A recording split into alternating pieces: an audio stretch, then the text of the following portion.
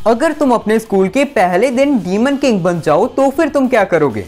ये कहानी 18 साल के कमजोर स्टूडेंट साई याकुतो की है, जिसे एक दिन अचानक से पता चलता है कि उसके पास डीमन किंग की पावर्स हैं और वो इस वर्ल्ड का सबसे पावरफुल डीमन बन चुका है। तो कहानी के शुरुआत में हम एक रेलवे स्टेशन को देखते हैं। ट्रेन के अंदर से एक आदमी बाहर आता है और हमें जानने को मिलता है कि इस आदमी का नाम साई याकुतो है। याकुतो अभी कांस्टेंट मैजिक स्कूल में एडमिशन लेने के लिए जा रहा है, लेकिन इसी समय वो देखता है कि एक बूढ़ी औरत का कुछ सामान नीचे गिर जाता है, जिसके बाद वो उस औरत का सारा सामान उठाने में उसकी मदद करता है और वो उस औरत के बैग को उठाने के लिए भी कहता है, लेकिन बूढ़ी अम्मा कहने लग जाती है कि वो अपने बैग को खुद ही उठा लेंगी। और इसी समय हम देखते हैं कि वहां पर एक लड़की आती है जो साई याकुतो को देखते ही उसके सिर पे लात मार देती है और हमें जानने को मिलता है कि ये बूढ़ी अम्मा इस लड़की की ग्रैंड माँ है और इस लड़की को भी ऐसा लग रहा था कि साई याकुतो इस अम्मा के साथ लड़ रहा था। सिचुएशन समझने के बाद वो लड़की साई याकुतो से माफी भी मांगती है और साई के कपड़े देखकर वो लड़की कहती है कि मुझे लगता है तुम भी कांस्टेंट मैजिक एकेडमी में जा रहे हो। वैसे मैं वहां की एक स्टूडेंट हूँ, मेरा नाम जुंको हातोरी है। और यहीं पर साई भी अपना इंट्रोडक्शन देता है, जिसके बाद वो हवा में चलने वाली ट्रेन के अंदर बैठ जाते हैं। जुंको साई से पूछती है कि आखिर उसने कांस्टेंट मैजिक स्कूल क्यों जाना है, जिस सवाल का जवाब देते हुए साई कहता है कि वो इसे दुनिया को बदलना चाहता है, इसीलिए वो एकेडमी जाने के बाद एक हाई प्रीस्ट बनना चाहता है, जिन्हें हम हिंदी में पुजारी कहते हैं। जुंको कहती है कि एक हाई प्रीस्ट बनना बहुत ही ज़्यादा मुश्किल है। अगर उसे हाई प्रीस्ट बनना है तो फिर उसे हर चीज़ में आगे रहना पड़ेगा। और यही साई कहता है कि वो सारी चीज़ों के लिए पहले ही तैयार है। यहीं पर जुंको साई को बताती है कि उसका परिवार एक निंजा क्लैन है, जिनका नाम हातोरी निंजा क्लैन है। वो अपने इस क्लैन को लीड करने के लिए ताकतवर बनना चाहती है कांस्टेंट मैजिक स्कूल में। यहीं पर जुंको साई से वादा करने के लिए कहती है कि वो दोनों अपने सपनों को पूरा करेंगे। जुंको एक स्वॉर्ड निकालकर उसके हैंडल और कवर को हल्का सा बाहर निकालती है। वो साई से उस तलवार को पकड़ने के लिए कहती है। साई के उस तलवार को पकड़ने के बाद वो उसके हैंडल को बंद करती है और कहती है कि हम अब प्रॉमिस कर रहे हैं कि हम अपने सपनों को कभी नहीं तोड़ सकते और अगर हमने अपने सपने तोड़े तो फिर हम दोनों एक दूसरे को मार देंगे। यहीं पर वो ट्रेन से उतर जाते हैं और जुंको साई को कांस्टेंट मैजिक स्कूल दिखाती है और सारे स्कूल को घुमाने के बाद वो अपनी क्लास चले जाती है। जाते हुए जुंको बताती है कि वो क्लास 1A में है। इसके बाद साई अपना एडमिशन कराने के लिए टीचर के पास जाता है। इस टीचर का नाम मित्सुको तोरी है। मिस्टेक मत कर जाना, खाने वाली तोरी की बात नहीं कर रहा मैं। मित्सुको साई को एडमिशन रूम के अंदर लेकर जाती है और यहीं पर वो एक मैजिकल क्रिएचर दिखाती है जो उनकी मैजिक पावर और हेल्थ के बारे में बताने वाला है। सिर्फ इतना ही नहीं, वो क्रिएचर ये भी बताएगा कि फ्यूचर में बच्चे क्या काम करने वाले हैं। जिसके बाद एक एक करके वो क्रिएचर सारे बच्चों को उनकी जॉब और हेल्थ के बारे में बताने लग जाता है और सबको वही जॉब मिल रही है जो उन्होंने करनी थी। और साई को ऐसा लगता है कि वो मैजिकल क्रिएचर उसे भी यही बताएगा कि उसने हाई प्रीस्ट की जॉब करनी है। लेकिन जैसे ही साई उस मैजिकल क्रिएचर के पास जाकर अपना हाथ आगे बढ़ाता है, वो मैजिकल क्रिएचर के पसीने छूटने लग जाते हैं और वो कहता है कि साई एक डीमन किंग बनेगा। और ये चीज सुनते ही साई के होश उड़ जाते हैं। उसके आसपास जितने भी बच्चे थे वो सब उससे डर के भागने लग जाते हैं। मित्सुको दोबारा उस मैजिकल क्रिएचर से पूछती है कि आखिर साई ने करना क्या है, लेकिन हर बार यही सुनने को मिलता है कि साई एक डीमन किंग बनेगा।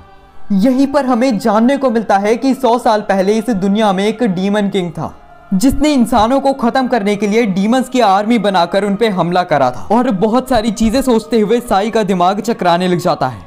इसके बाद सीन शिफ्ट हो जाता है और हम 1-2 घंटे के बाद का सीन देखते हैं जब सब कुछ शांत हो चुका है। मित्सुको तोरी साई को उसके क्लास तक ले जाने लग जाती है और वो बताती है कि साई को बहुत ज्यादा दिक्कतें आने वाली हैं। हो सकता है कोई उसे मारने की कोशिश करे या फिर उसे इतना ज्यादा परेशान करे कि करने का ही मन कर जाए।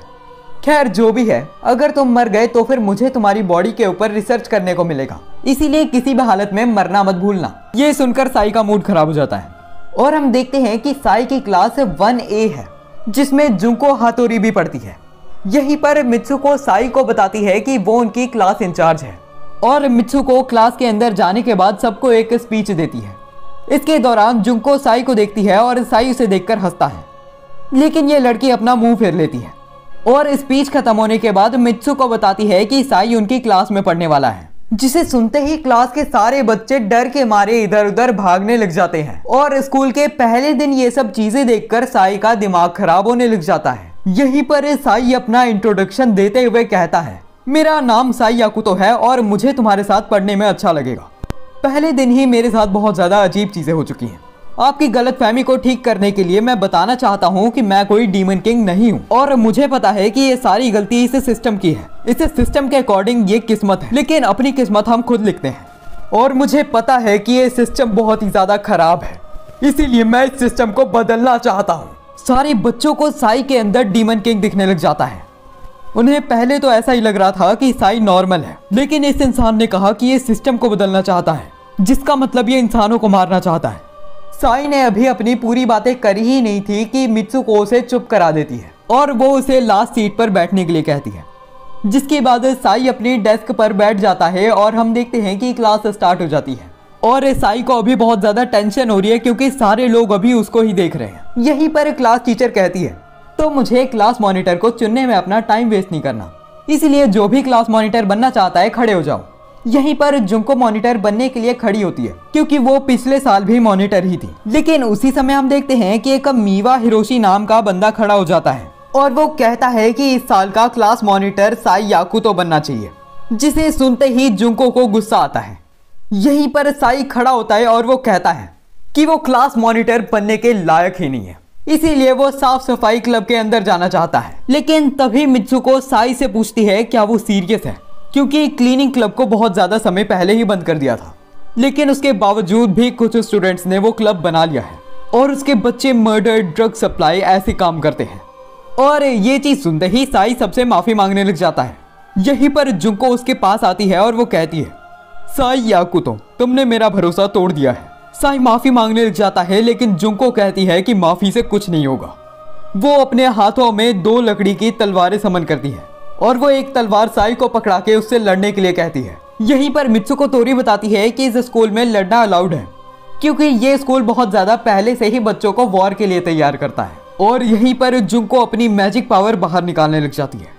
वो एक हमला करती है जिससे साई बहुत ज्यादा मुश्किल से बचता है और वो अपने मन में सोचता है, अगर मैं इसी तरह यहाँ पर मार खाते रहा तो फिर मेरी मौत हो जाएगी, लेकिन अगर बाई चांस मैं किसी को हल्की सी हानि पहुंचा दूं तो फिर सिचुएशन बहुत ज्यादा बिगड़ जाएगी, लेकिन मुझे कुछ ना कुछ करना पड़ेगा, नहीं तो मैं मर जाऊंगा। जिसके बाद साई जुंको की तरफ बहुत ज्यादा तेजी से आगे बढ़ता है और वो उसको उसकी कमर से पकड़ लेता है। वो कहता है कि इस तरह बेवकूफ़ी करने से कुछ नहीं होगा, लेकिन तभी जुंको कहती है कि अभी तक तो मुझे लग रहा था तू एक बेकार इंसान है, लेकिन तू तो एक बेकार इंसान के साथ ठरकी भी है। वो साई के कोनी मारकर उस पर हमला करती है, लेकिन इसी समय साई जुंको के हमले को अपने हाथ से रोक लेता है और इसी समय हम देखते हैं कि साई के हाथ में मौजूद सारे मसल्स बड़े होने लग जाते हैं और उसके हाथों से बहुत ही ज़्यादा एनर्जी निकलती है और साई कहता है कि वो इस ताकत को कंट्रोल नहीं कर पा रहा। इधर एक एक्सप्लोजन होने ही वाला था कि मित्सुको एक मैजिक करके एक बैरियर बनाती है, लेकिन इतनी ज़्यादा पावर से वो बैरियर टूट जाता है और यहाँ पर एक धमाका हो ही जाता है और एक बच्चा क्या, यहाँ पर तो पूरी क्लास को ही चोट लग गई है। और साई अपनी ही पावर्स को देखकर हैरान हो जाता है कि आखिर उसके पास इतनी ज़्यादा पावर क्यों है। स्टूडेंट काउंसिल में लिली शिराइशी, काना कामियामा, आर्नोल और मिचियो ताके को पता चल चुका है साई के बारे में। अब शाम हो जाती है और हम लड़कों के डॉम को देखते हैं। साई की हरकतें देखकर हिरोशी मीवा उसका एक फैन बन चुका है। वो कहता है कि वो साई के लिए कुछ भी करने के लिए तैयार है।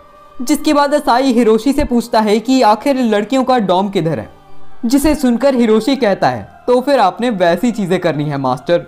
और हिरोशी साई को लड़कियों के डॉम के पास ले आता है। एक रूम के अंदर हम जुंको को देखते हैं जिसके पूरे शरीर पे अभी घाव लगे हैं।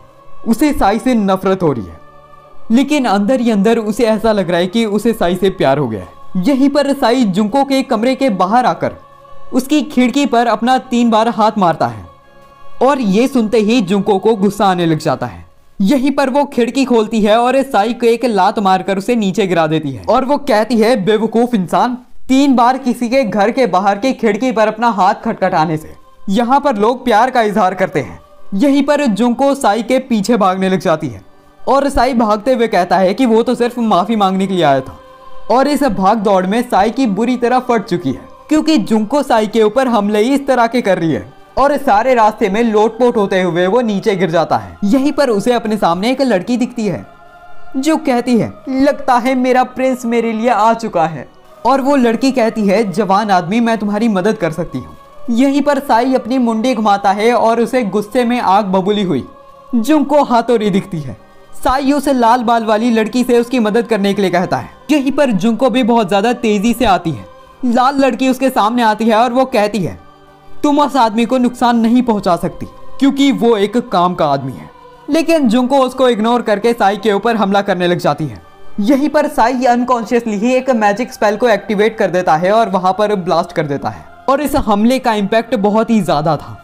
और यहीं पर हमें जानने को मिलता है कि इस लाल बाल वाली लड़की का नाम है सोगा केना। साई अपनी सिचुएशन देखते हुए अभी सोच रहा था कि उसे क्या करना चाहिए कि उसी समय हम देखते हैं कि वहां पर एक डायमेंशन खुलता है और इस डायमेंशन के गेट में से हम देखते हैं कि एक हरे बाल वाली लड़की आती है जो कहती है, मैं एक एंड्रॉइड हूँ और मेरा नाम कोरोने है। आज से मैं 24 घंटे तुम्हारे साथ रहने वाली हूँ। और पता नहीं क्या चक्कर है कि इन एनिमे कैरेक्टर्स को RGB इतनी ज़्यादा आसानी से मिल जाती है। सीन स्विच होता है और हम कुछ साल पहले का सीन देखते हैं। एक ऑर्फनेज के अंदर अभी सारे लोग बहुत ज़्यादा परेशान हैं क्योंकि एक लड़की रोना बंद कर ही नहीं रही है। उस लड़की के पास एक लड़का आता है जो कि साई याकुतो है। वो उसके बाल पकड़ता है और उसे एक हेयर पिन देता है जो कि एक चिड़िया की शेप की है। और इस चीज़ के बाद साई याकुतो वहाँ से चले जाता है। अब दोबारा सीन शिफ्ट होता है और हम प्रेजेंट में साई, सोगा और कोरोने को देखते हैं। हमें जानने को मिलता है कि कोरोने एक एंड्रॉयड है जिसका मतलब वो एक ह्यूमन रोबोट है। कोरोने एक गन निकालती है और वो जुंको के ऊपर शूट करती है। इससे जुंको के सारे घाव ठीक हो जाते हैं और वो उठ के यहाँ से भाग जाती है। साई जुंको के पीछे जाने लगता है। कोरोने साई को आगे बढ़ने से रोक देती है और वो कहती है कि उसे गॉड ने भेजा है साई को ऑब्जर्व करने के लिए। जैसे कि साई ने पहले ही जुंको को बहुत ज़्यादा डैमेज पहुंचा दिया है, वो उसे जुंको के पास जाने नहीं देगी। और जैसे ही साई अपने पीछे देखता है उसे सोगा की यूनिफॉर्म दिखती है।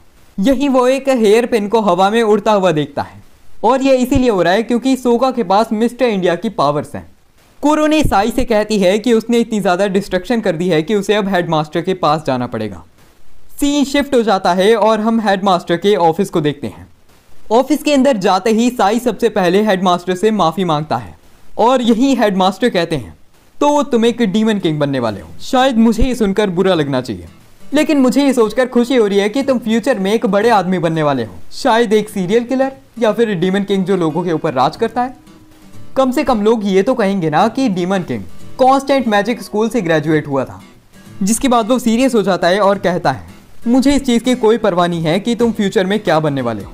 अभी तुम मेरी एकेडमी के अंदर हो और यहाँ पे कोई भेदभाव नहीं होता, इसीलिए तुम यहाँ पर बिना किसी दिक्कत के रह सकते हो। वो हेडमास्टर के ऑफिस के बाहर आ जाते हैं।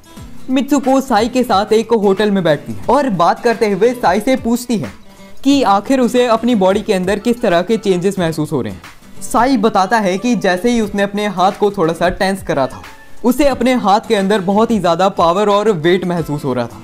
उसे अपना पूरा शरीर भारी लग रहा था और उसके अंदर से बहुत सारी एनर्जी निकल रही थी और वो इतनी ज़्यादा एनर्जी थी कि वो उसे कंट्रोल भी नहीं कर पाया। यहीं पर मित्सुको बताती है, मैजिक असलियत में और कुछ नहीं होता, बल्कि हमारे अंदर और बाहर की एनर्जी को यूज़ करना होता है। साई की बॉडी के अंदर बस नॉर्मल लोगों से कई गुना ज़्यादा मैजिक है, जिसकी ही वजह से वो नॉर्मल लोगों से अलग हो जाता है और एक डीमन किंग बनता है। और मित्सुको साई को एक डायरी देती है। साई देखता है कि उसे डायरी के अंदर सारे कांस्टेंट मैजिक एकेडमी के स्टूडेंट्स की प्रोफाइल है और वो उसे डायरी का यूज़ करके किसी को भी कॉल कर सकता है। और यहीं पर मित्सुको कहती है, साई याकुतो, तुम्हें जब भी मरने का मन करे मेरे को कॉल ज़रूर करना। अब आधी रात हो जाती है और साई अपने कमरे के अंदर जाकर बिस्तरे पे लेट जाता है और कोरोने उसकी ऑब्जर्वर है, इसलिए वो उसको कमरे में भी देख रही है। यहीं पर साई कोरोने से भी सोने के लिए कहता है, जिसके बाद वो डोरेमोन की तरह उसे अलमारी में सोने की परमिशन दे देता है और कोरोने अलमारी के अंदर सो जाती है। इसके बाद हम अगले दिन का सीन देखते हैं जहाँ पर हिरोशी, साई और कोरोने अभी एकेडमी के अंदर जा रहे हैं। रास्ते के बीच में हम देखते हैं कि वहाँ पर एक पर्पल बाल वाली लड़की आती है। इसका नाम तेरुया एको है। यहीं पर हिरोशी साई को बताता है कि ये गर्ल्स के डॉम की लीडर है। तेरुया साई से कहती है, तुम तो वही ट्रांसफर स्टूडेंट हो ना साई याकुतो, मुझे तुमसे मिलकर खुशी हुई। तेरुया साई का हाथ पकड़ लेती है और वो कहती है कि अगर साई को कोई भी मदद की ज़रूरत होगी तो फिर तेरुया करने के लिए तैयार है। जिसके बाद तेरुया वहाँ से चली जाती है और साई कहता है ये पहली इंसान है जिसने मुझे नॉर्मली ट्रीट करा। इसके बाद हम क्लास के अंदर का सीन देखते हैं।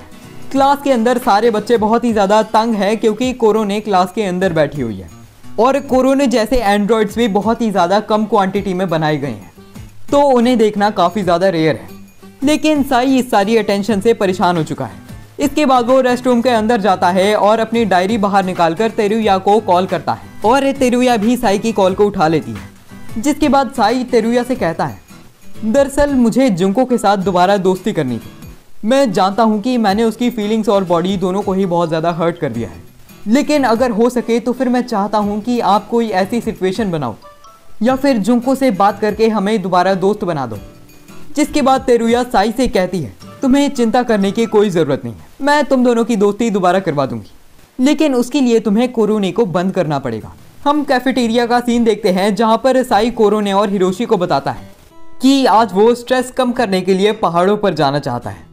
ये सुनते ही हिरोशी कहता है कि वो भी जाना चाहेगा, लेकिन तभी साई कहता है कि वो हिरोशी को नहीं ले जा सकता क्योंकि उसे अकेले जाकर शांति महसूस करनी है। लेकिन तभी कोरोने कहती है कि चाहे कुछ भी हो जाए वो उसके साथ आएगी। जिसके बाद कोरोने और साई पहाड़ों पर आ जाते हैं और यहाँ पर साई अभी चलते हुए कोरोने की पूंछ ढूंढने की कोशिश कर रहा है। कोरोने एक एंड्रॉयड है और उसे बंद करने के लिए उसकी पूंछ को खींचना पड़ता है और ये काम करते हुए साई टोटली ठरकी लग रहा था। यहीं पर कोरोने अपने सामने एक डीमन को डिटेक्ट करती है और हम देखते हैं कि वो डीमन असल में एक बहुत ही ज़्यादा बड़ा डॉग है। वो डीमन चिल्लाता है और कोरोने और साई की तरफ भागते हुए आने लग जाता है। कोरोने अपनी गन निकालती है और उस पर हमला करने लगती है, लेकिन बुलेट शूट करने के बाद भी उस बुलेट से उस कुत्ते पे कुछ भी नहीं होता। और जब वो कुत्ता कोरोने के ऊपर हमला करने वाला था तभी साई आकर उसे बचाता है, जिसके बाद वो उस कुत्ते के ऊपर चढ़ जाता है। एक मैजिक करने के बाद हम देखते हैं कि वो कुत्ता नॉर्मल पपी बन जाता है और साई इसके बाद कोरोने से कहता है लोग डीमन सिर्फ तभी बनते हैं जब उनके पास बहुत सारी मैजिकल एनर्जी होती है, लेकिन अगर उस मैजिक को निकाल दिया जाए तो फिर हम किसी को भी नॉर्मल बना सकते हैं। मैंने इस कुत्ते के साथ भी अभी ऐसा ही करा। लेकिन तभी कोरोने साई को बताती है कि इस तरह का मैजिक हिस्ट्री में कभी भी किसी ने नहीं करा है, जो डायरेक्टली प्रूफ करता है कि साई एक स्पेशल आदमी है। इसी समय जंगल में से किसी लड़की की चिल्लाने की आवाज़ सुनाई देती है और हमें जानने को मिलता है कि वो लड़की सोगा केना है। वो मिसेस इंडिया बनकर साई का पीछा कर रही थी। सोगा पपी से डरती है तो फिर जैसे ही उसे पपी दिखा वो बेहोश हो गई। साई सोगा की तरफ भागते हुए आता है और यहीं पर सोगा भी अपनी आंखें खोल लेती है, लेकिन कुछ दिखने से पहले ही वो दोबारा मिसेस इंडिया बनकर वहां से गायब हो जाती है। इसी समय कोरोने आगे बढ़ती है और वो देखती है कि जंगल के अंदर एक बैग पड़ा हुआ है और जैसे ही कोरोने उस बैग को उठाने के लिए नीचे झुकती है साई को उसकी पूंछ दिख जाती है। जिसके बाद वो नारुतो से भी तेज भागता है और उसकी पूंछ खींचता है और ये चीज़ करते ही हम देखते हैं कि वहाँ पर तेरुया भी आ जाती है, जो साई को बताती है कि वो उससे पर्सनल बात करना चाहती है। तेरुया बताती है कि उसने साई और जुंको की मीटिंग अरेंज कर ली है। वो साई के हाथों में कुछ गोलियां रखती है और वो कहती है अगर तुम और जुंको किसी भी तरह इस गोली को खा लोगे तो फिर तुम्हें एक दूसरे से प्यार हो जाएगा। और वो एक गन भी देती है जिसके अंदर इन ड्रग्स को डाल के शूट करना है। यहीं पर हमारा बेवकूफ़ डीमन किंग इस दवाई को अपनी पॉकेट में रख लेता है और वो तेरुया को शुक्रिया कह देता है। जिसके बाद तेरुया यहाँ से चली जाती है। फिर वो कोरोने की दोबारा पूंछ खींचता है जिससे वो एक्टिव हो जाती है और वो उस बैग को उठाकर कहती है कि ये बैग सोगा केना का है। रात के समय हम गर्ल्स के डॉम को देखते हैं जहाँ पर जुंको का शरीर बुरी तरीके से घायल है। उसे तेरुया की कॉल आती है और तेरुया कॉल पर बताती है कि साई ने उसे धमकाया हुआ है कि अगर वो जुंको और साई की मुलाकात नहीं करवाएगी तो फिर वो उसे मार देगा। यहीं पर जुंको कहती है कि वो पक्का इस बार साई आकुतो को मार कर रहेगी। जिसके बाद तेरुया एक रूम को खोलती है और उसके अंदर जाती है और इस रूम के अंदर तेरुया एक अनडेड आदमी से बात कर रही है। इस आदमी की मुंडी एक जार के अंदर है और अब हम कुछ साल पहले तेरुया का पास्ट देखते हैं। अभी तेरुया एक रिकॉर्डर में रिकॉर्डिंग करते हुए कह रही है बड़े भाई कैसे हो आप। तभी उधर तेरुया का भाई आकर उसे पकड़ लेता है, लेकिन कुछ दिन बाद तेरुया की माँ उसे बताती है कि उसका भाई एक मिशन करते हुए मर चुका है। उस दिन तेरुया बहुत ज्यादा रोती है, लेकिन उसकी माँ तेरुया से कहती है तुम्हारा भाई कमजोर और बेकार था, इसीलिए वो आम इंसानों की तरह मर गया, लेकिन इस परिवार के लीडर बनने के लिए तुम्हें ताकतवर बनना पड़ेगा। और तभी से तेरुया ने ठान लिया कि उसने ताकतवर बनना है ताकि वो अपने भाई की मौत का बदला ले सके। हम प्रेजेंट का सीन देखते हैं जहां पर तेरुया ने अभी जुंको की कॉल काटी है। वो कहती है कि अब वो डीमन किंग को अपनी उंगलियों पे नचाने वाली है। तभी हम उसके भाई के मुंडी को देखते हैं जो कहता है छोटी बहन, मुझे ये देखकर बुरा लग रहा है कि तुम इतनी ज्यादा बुरी बन चुकी हो। और इधर तेरुया कहती है कि उसे डीमन किंग से प्यार हो चुका है। उसने एक ऐसे ब्लैक मैजिक को भी करा जो आज तक कोई नहीं कर पाया है। इसके बाद हम हिरोशी और साई को बात के अंदर देखते हैं। यहाँ पर हिरोशी साई को बताता है इस स्कूल के अंदर दो साइड्स हैं, पहली अच्छी साइड है और दूसरी बुरी साइड। बुरी साइड पे लोग ब्लैक मैजिक का इस्तेमाल करते हैं और इलीगल काम करते हैं, वहीं दूसरी तरफ अच्छे कामों की लीडर जुंको हातोरी है जो बुरे लोगों को मारती है। इसके बाद साई अपनी बात से बाहर आ जाता है और दूध पीने लग जाता है। यहीं पर तेरुया उसे कॉल करके कहती है कि वो एक बिल्डिंग में जुंको से मिल सकता है और वो साई से इस स्कूल की स्टूडेंट काउंसिल प्रेसिडेंट से भी मिलने के लिए कहती है। जिसके बाद साई स्टूडेंट काउंसिल के रूम में जाता है। स्कूल की स्टूडेंट काउंसिल प्रेसिडेंट लिली शिराइशी ने साई को बुलाया था अपने पास। लिली कहती है साई आकुतो, हम चाहते हैं कि तुम स्टूडेंट काउंसिल को ज्वाइन करो। स्टूडेंट काउंसिल के दो काम होते हैं, डिसिप्लिन को मेंटेन करना और स्टूडेंट्स को पनिश करना। और स्टूडेंट्स को पनिश करने के लिए हमारे पास पावर भी होनी चाहिए और तुम्हारे पास पावर की कोई कमी नहीं है, इसलिए हम चाहते हैं कि तुम स्टूडेंट काउंसिल में डिसिप्लिन कमेटी के मेंबर बनो। और साई लिली के ऑफर को एक्सेप्ट कर लेता है। इसके बाद ये अनाउंस कर दिया जाता है कि साई आकुतो डिसिप्लिन कमेटी का एक मेंबर बन चुका है। लेकिन ये सब देखकर तेरुया अपने मन में कहती है मेरे प्यारे डीमन किंग, अब तुम मेरे इशारों पर नाचने वाले हो। और क्लासेस खत्म होने के बाद हम साई के रूम के अंदर देखते हैं। अभी साई गन के अंदर ड्रग्स को डाल रहा है और वो कोरोने की पूंछ खींचने की कोशिश करने लग जाता है, क्योंकि वो ये चाहता नहीं है कि ऐसी बातें फैले कि साई आकुतो ने ड्रग्स का इस्तेमाल करा। और वो जैसे ही उसकी पूंछ खींचने वाला था, हम देखते हैं कि वहां पर सोगा केना आ जाती है, जो साई के कमरे में आने के बाद राइस क्रैकर खाने लग जाती है। और यहीं पर वो साई को एक राइस कुकर दिखाती है। सोगा बताती है कि उसे चावल से बहुत ज्यादा प्यार है, लेकिन गर्ल्स के डॉम में राइस कुकर को रखने नहीं देते, तो फिर वो साई के रूम में राइस कुकर को रखना चाहती है। साई सोगा को मना कर देता है, लेकिन सोगा मानती ही नहीं और वो कहती है कि अगर सारी दुनिया चावल खाएगी तो फिर इस दुनिया में पीस आ जाएगा। तभी कोरो ने एक गन निकालती है और दिखाती है कि इससे हम सबके मुंह में राइस डाल सकते हैं। अब शाम हो जाती है और साई सोगा को बताता है कि उसे अभी होमवर्क करना है और सोगा उसे डिस्टर्ब कर रही है, तो उसे यहाँ से चले जाना चाहिए। जिसके बाद सोगा उठती है और कमरे से बाहर चले जाती है, लेकिन वो राइस कुकर को नहीं लेकर जाती। यहीं पर साई अपने बेड पे दोबारा बैठ जाता है। कोरो ने इधर बिस्तरे पे लेटी हुई है और वो कहती है तो फिर तुम मेरे साथ वो सब चीजें करना चाहते हो। और तभी साई कहता है शायद हल्की सी, और वो कोरोने की पूंछ खींच देता है, जिससे वो शट डाउन हो जाती है। इसके बाद साई उसी बिल्डिंग के अंदर जाता है जिसमें तेरुया ने उसे जाने के लिए बोला था, और तेरुया ने उसे बिल्डिंग के बेसमेंट में जाने के लिए बोला था, जिसके अंदर एक बहुत ही ज्यादा मोटा गेट लगा है जिसके बाहर आना या फिर उसे तोड़ना इम्पॉसिबल है। साई उस बेसमेंट के अंदर जाता है और उसे सब कुछ अजीब लगता है और उसे खून और ड्रग्स की स्मेल भी आती है। इसी समय साई के पीछे कोई आता है और उसके सिर पर एक डंडा मार के उसे बेहोश कर देता है। वो आदमी कहता है मुझे लगा था कि डीमन किंग को मारना मुश्किल होगा, लेकिन ये तो फट्टू निकला रे। यहीं पर उधर और भी ज्यादा बच्चे आ जाते हैं। वो भीड़ खड़ी कर लेते हैं और साई को मारने की तैयारी करने लग जाते हैं। एक आदमी साई को एक वेपन से छूता ही है कि साई अपना मैजिक यूज करके उसे करंट मारता है। वो उठ जाता है और कहता है कि उसे पहले ही यहाँ पर कुछ गड़बड़ लग रही थी। वो मैजिक का इस्तेमाल करता है और उस बच्चे के हाथ को बुरी तरीके से तोड़ मोड़ देता है। इससे वो बच्चा बहुत ही ज्यादा जोर से चीखने लग जाता है और मैजिक का इस्तेमाल करते हुए वो बाकी बच्चों के साथ भी ऐसा ही करने लग जाता है। और साई कहता है कि उसे बस अपनी मैजिक पावर को एक जगह पर कॉन्सेंट्रेट करना पड़ता है। यहीं पर बाकी बचे हुए बच्चे साई के ऊपर एक मैजिक अटैक करते हैं, जिसे साई बहुत ही ज्यादा आसानी से ब्लॉक कर देता है। इसके बाद साई आगे बढ़ने लग जाता है, लेकिन तभी हम देखते हैं कि वो बच्चे हिरोशी को लाते हैं, जिसके पूरे शरीर पे चोटें हैं। उन्होंने हिरोशी को एज अ हॉस्टेज यूज करना है। ये चीज देखने के बाद साई कहता है पहले मुझे तुम लोगों पर तरस आ रहा था, लेकिन अब गुस्सा आ रहा है। और वो मैजिक का इस्तेमाल करते हुए उन सब बच्चों की टांगे मोड़ देता है और बाकी सब बच्चों को वो हवा में उड़ा के नीचे पटक देता है, जिससे उनके इंटरनल ऑर्गन से डैमेज हो जाते हैं। और अब बचता है उन सब बच्चों का लीडर, जो साई के ऊपर एक अटैक करने ही लगता है कि साई उसे हवा में ब्लॉक कर देता है और वो साइकिक पावर्स का इस्तेमाल करते हुए उस बच्चे को दीवार पर जोर से पटकता है। साई की आवाज हल्की सी बदल जाती है और वो कहता है, लगता है मुझे तुम्हें सबक सिखाना ही पड़ेगा। और वो मैजिक का यूज करते हुए बच्चे की टांग को बहुत ही ज्यादा घुमाने लग जाता है और वो बच्चा जोर से चीखने चिल्लाने लग जाता है। इसी समय यहाँ पर जुंको हातोरी आ जाती है, जो साई से कहती है, तो साई याकुतो, तुमने अपने असली रंग दिखाने शुरू कर ही दिए। तभी साई कहता है, अरे जुंको मेरी बात सुनो, ये लोग मुझे मार रहे थे और मैं अभी सेल्फ डिफेंस कर रहा था। तभी जुंको कहती है, झूठ मत बोलो, मैं साफ साफ देख सकती हूँ कि तुम उस बच्चे को मारकर कितना खुश हो रहे थे। वो साई की तरफ आगे बढ़ती है। तभी साई अपनी पॉकेट से गन निकालता है और वो पहले ही बताता है कि वो जुंको को कोई हमला नहीं करने वाला। वो अपने हाथ के अंदर ड्रग डालने ही लगता है कि उसकी गन में से ड्रग्स निकलते ही नहीं और वो देखता है कि वो बंदूक खाली है।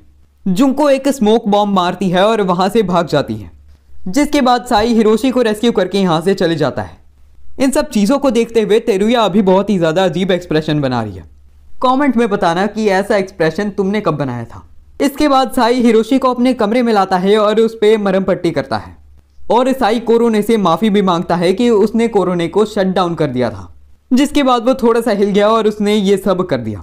और वो बताता है कि वो अपनी टीचर मित्सुको तोरी के पास भी गया था, लेकिन सारी सिचुएशन को सुनने के बाद मित्सुको तोरी ने कहा, अब जब जुंको हातोरी ने तुम्हें ये सब करते हुए देख लिया है, वो तुम्हारे ऊपर हमला करेगी और मुझे बड़ी खुशी होगी अगर तुम इस लड़ाई में मर गए।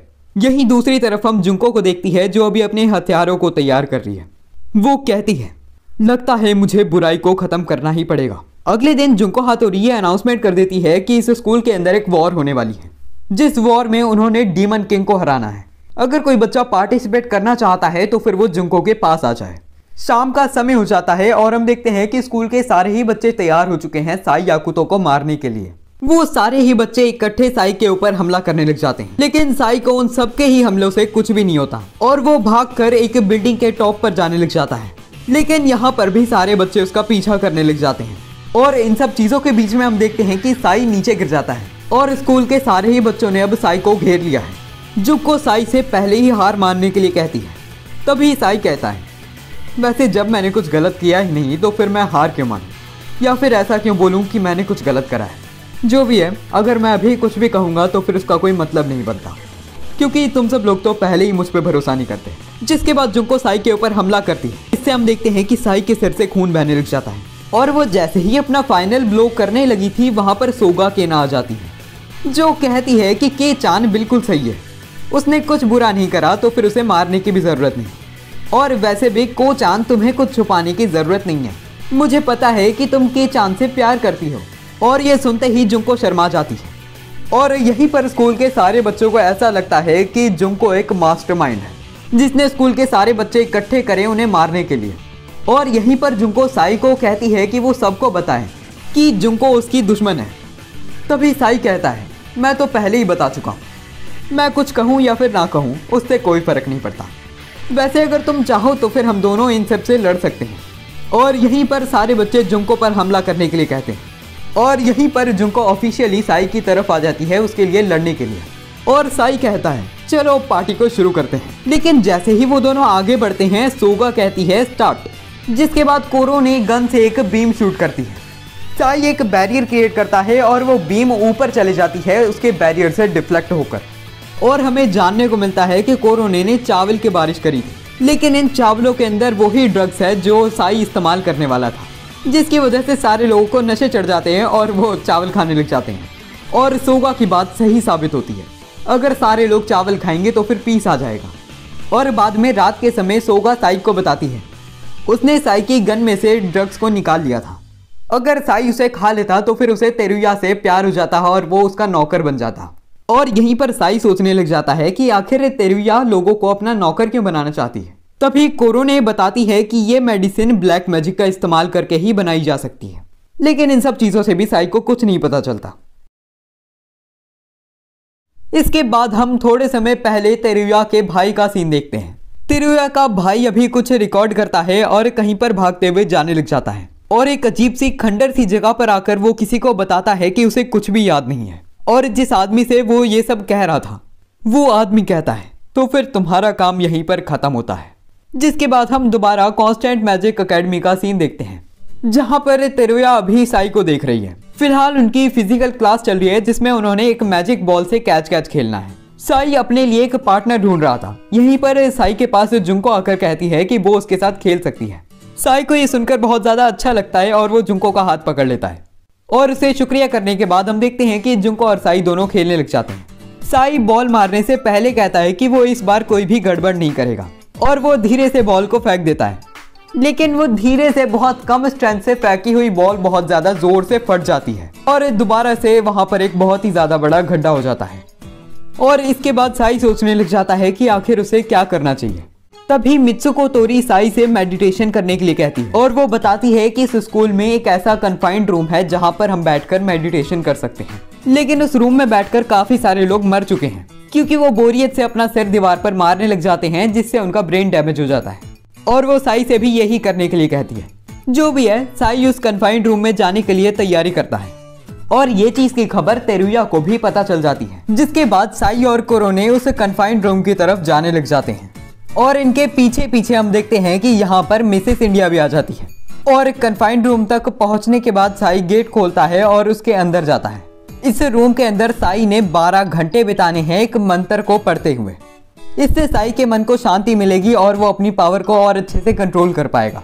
और इस कमरे का गेट एक बार बंद हो गया तो फिर वो 12 घंटे बाद ही खुलता है। इसी समय हम देखते हैं कि साई के पीछे कोरोने भी आ चुकी है उसे ऑब्जर्व करने के लिए। और अब साई सोचने लग जाता है कि आखिर वो मेडिटेशन कैसे करेगा।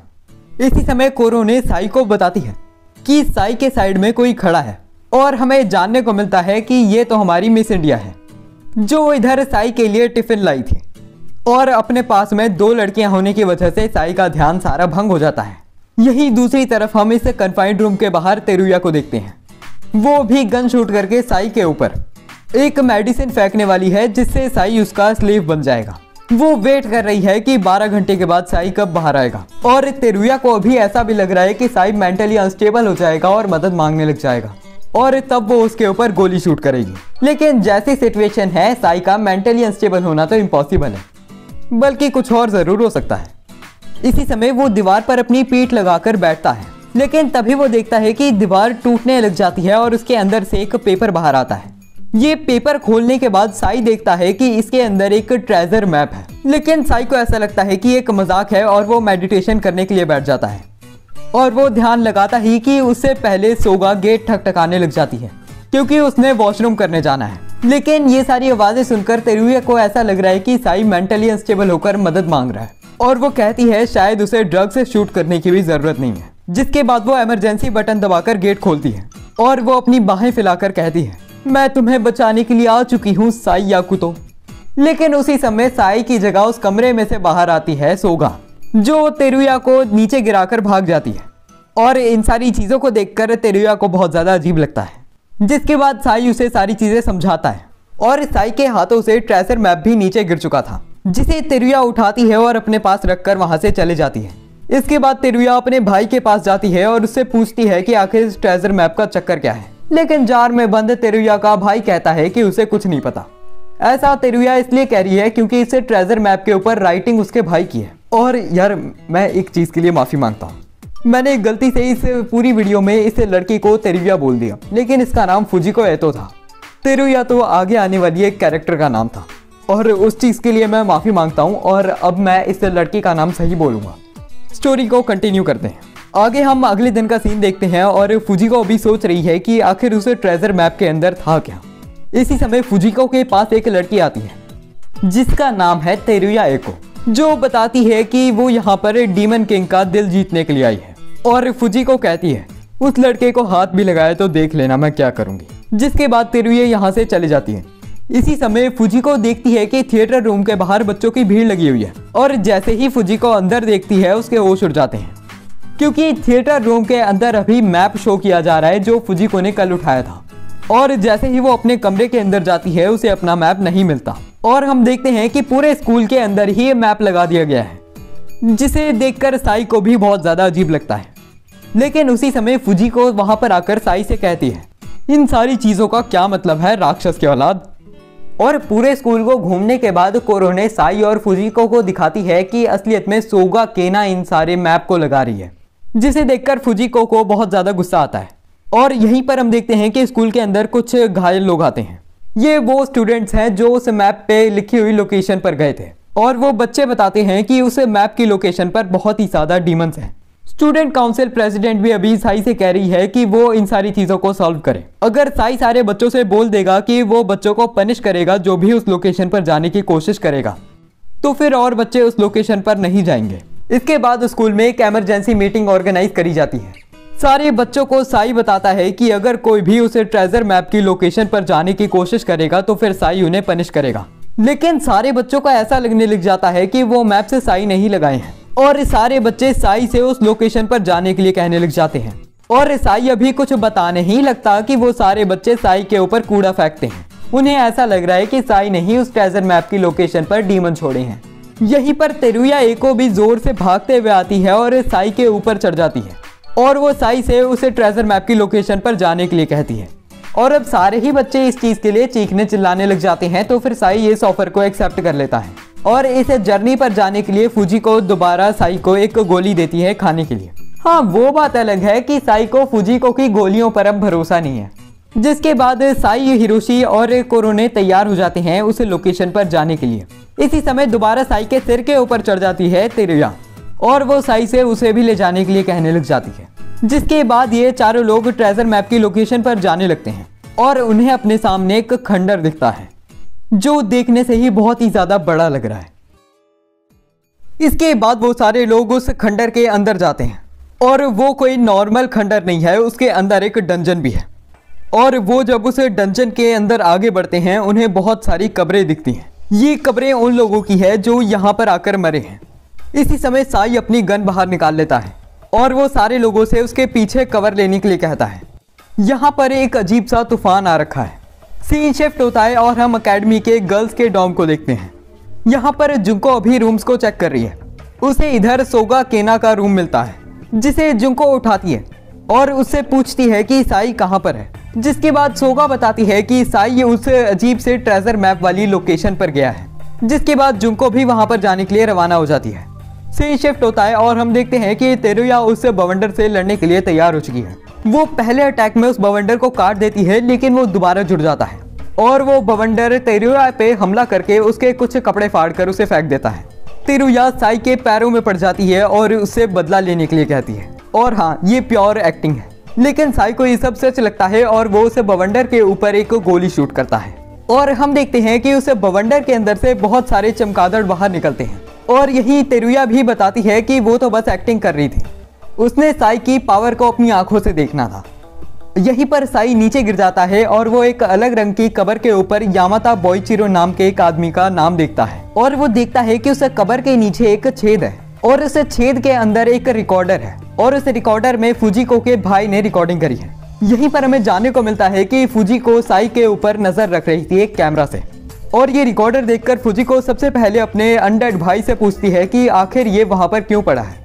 लेकिन तभी उसका भाई कहता है कि उसे दरअसल कुछ याद नहीं, और फुजिको को ये सब चीजें देखकर रोना आने लग जाता है। सीन शिफ्ट होता है और हम जुंको हातोरी को भागते हुए देखते हैं। भागते हुए जुंको एक गड्ढे में गिर जाती है। दोबारा से सीन शिफ्ट होता है और हम साई, तेरुया, हिरोशी और कोरोने को देखते हैं। वो इस डंजन के अंदर आगे बढ़ते हुए एक खंडर सी सिटी के अंदर आ जाते हैं। यहाँ पर उन्हें एक बहुत ही ज्यादा पुराना कैसल दिखता है। वो सारे लोग उस कैसल के अंदर जाते हैं और उन्हें स्टील के बने हुए बहुत सारे गार्ड्स दिखते हैं। और हिरोशी इन सब गार्ड्स को देखकर डरने लग जाता है और उसे ऐसा लगता है कि ये सब हिल सकते हैं। लेकिन उसी समय साई बताता है कि ये सब तो पुतले हैं। पर तभी एक गार्ड जिंदा हो जाता है और उन पे हमला करना शुरू कर देता है। साई गन निकालता है और उसके ऊपर हमला करता है, लेकिन उस गार्ड पे इस अटैक का कोई असर नहीं होता। और इसी समय हम देखते हैं कि हिरोशी भी एक वेपन निकालकर उस गार्ड पे हमला करने की कोशिश करता है, लेकिन वो गार्ड उसे पीट देता है। उस गार्ड ने अभी हिरोशी के ऊपर हमला करा ही था कि उसी समय साई उसके वेपन को 2 उंगलियों से पकड़ लेता है और वो उसे विदाउट एनी एफर्ट पटक देता है। इस चीज के बाद वो गार्ड यहाँ से भाग जाता है। यहाँ पर जो सब हुआ उन्हें समझ तो नहीं आया, लेकिन साई हिरोशी को ये जरूर समझाता है कि अगर वो अपने से ताकतवर ओपोनेंट से इस तरह लड़ते रहा तो फिर वो एक दिन मर जाएगा। लेकिन हिरोशी कहता है कि वो साई की मदद करना चाहता था, यहीं पर तेरुया वहां पर एक वीडियो प्लेयर को देखती है। वीडियो प्लेयर में एक अजीब सी केव की रिकॉर्डिंग है जिसका नाम लाइमस्टोन केव है। इसी समय कोरो ने एक केव्स को ढूंढने वाले टूल को निकाल दी है और वो लाइमस्टोन केव को ढूंढने लग जाते हैं। ज़्यादा समय ज़ाय करे बिना उन्हें लाइमस्टोन केव मिल जाती है और वो उसके अंदर जाने लग जाते हैं। थोड़ा डिस्टेंस कवर करने के बाद वहाँ पर एक हॉट स्प्रिंग आ जाती है और साई अपने कपड़े उतार के उस हॉट स्प्रिंग में जाने लग जाता है। यहीं पर उसके पीछे तेरुया भी आ जाती है और वो कहती है कि उसने भी देखना है कि आगे क्या है। और हमें ये भी जानने को मिलता है कि जुंको इसी हॉट स्प्रिंग के अंदर गिर गई थी। जुंको अभी रिलैक्स कर रही थी कि उसे कुछ महसूस होता है। दूसरी तरफ साई अपने सामने एक टेंपल देखता है। उस टेंपल के ऊपर एक बीस्ट है जो आकर उनके ऊपर हमला करने लगता है। साई एक मुक्का मारता है उसके ऊपर, लेकिन उससे भी उस बीस्ट को कुछ नहीं होता। वो बीस्ट साई को काटता है, लेकिन इंजरी सीरियस होने से पहले वो बीस्ट बेहोश हो जाता है। यहीं पर तेरुया उस टेंपल के गेट के नीचे देखती है एक चाबी को, जिसे वो साई की तरफ फेंक देती है। और हाँ यार, मुझसे प्लीज ये मत पूछना कि आखिर ये सिचुएशन किस तरह हुई। अगर तुम फिर भी जानना चाहते हो तो फिर भी मैं तुम्हें नहीं बताऊंगा।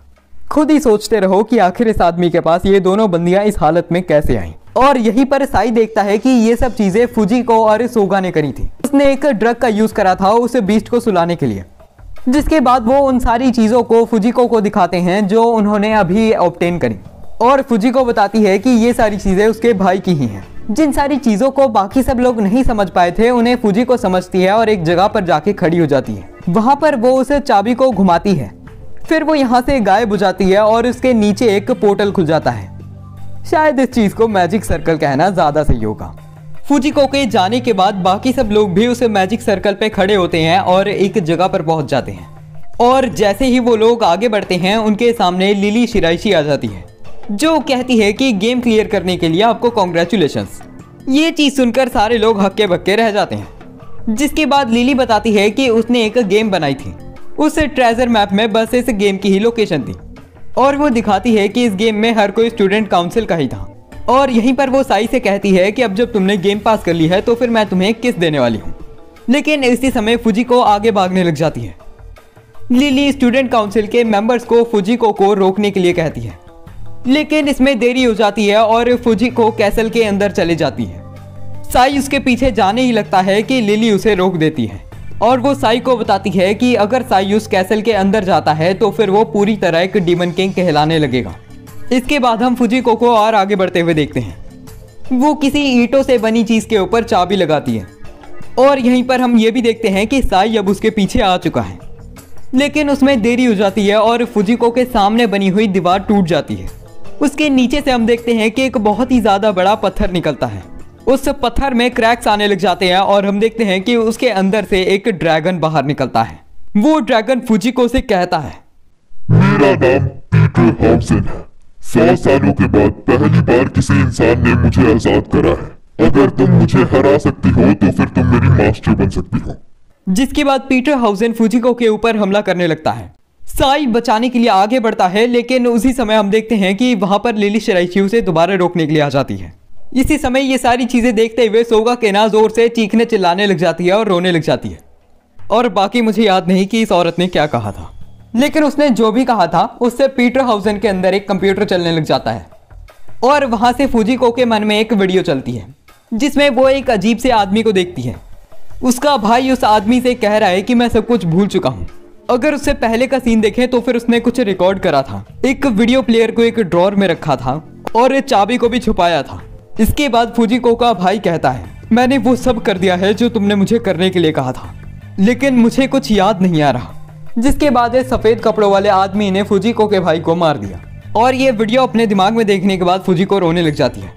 यहीं पर साई आगे बढ़ने लग जाता है और लिली उसे रोकती है, लेकिन अब साई कहता है, मुझे परवाह नहीं कि मेरे साथ क्या होगा, लेकिन मैं अपने दोस्त को इस तरह मरते हुए नहीं देख सकता, इसीलिए अब मैं आगे जा रहा हूँ। यहीं पर कोरो ने हिरोशी को दूर ले जाने लग जाती है और साई जुंको को भी पीछे हटने के लिए कहता है, लेकिन इन सारी चीजों को रोकने के लिए लिली अपनी पावर यूज करती है और लूफी के हाथों से साई को मारती है और वो उसके पेट में भी एक घूसा मारती है जिससे साई खून की उल्टियां करने लगता है।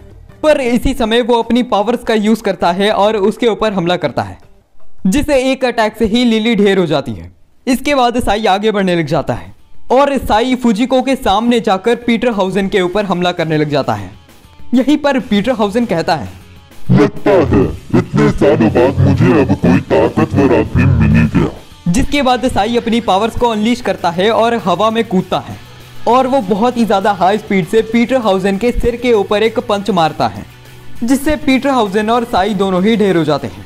और पीटर हाउसन कहता है, तुमने ये साबित कर दिया है कि तुम मेरे मास्टर बन सकते हो। और वो ये भी बताता है कि उसके पिछले मास्टर डीमन किंग थे। हाँ, लेकिन साई बोल देता है कि उसने पीटर हाउसन का मास्टर नहीं बनना। लेकिन थोड़ा सा सोचने के बाद वो कहता है कि तुम्हारा मास्टर बनने में मुझे कोई दिक्कत भी नहीं। और पीटर हाउसन बताता है कि एक बार साई ने उसके ऑफर को एक्सेप्ट कर लिया तो फिर वो ऑफिशियली डीमन किंग बन जाएगा। और ऑफर एक्सेप्ट करने के बाद साई ऑफिशियली डीमन किंग बन जाता है। और देखो यार, तुम भी अभी तक समझ गए होगे कि ये एनीमे एक एची और हारेम एनीमे है।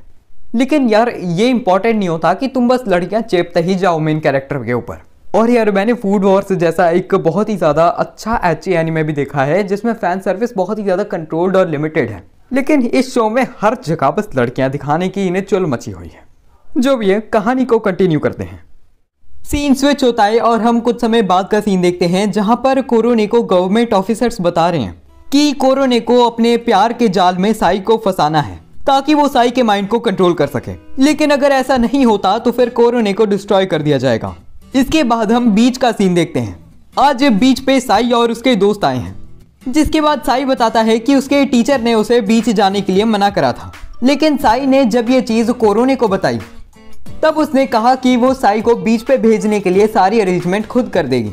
और एक बार तो उसने मेरे वहां पर मार दिया जहां पे नहीं मारना चाहिए था, जिसकी वजह से मैं बेहोश हो चुका था।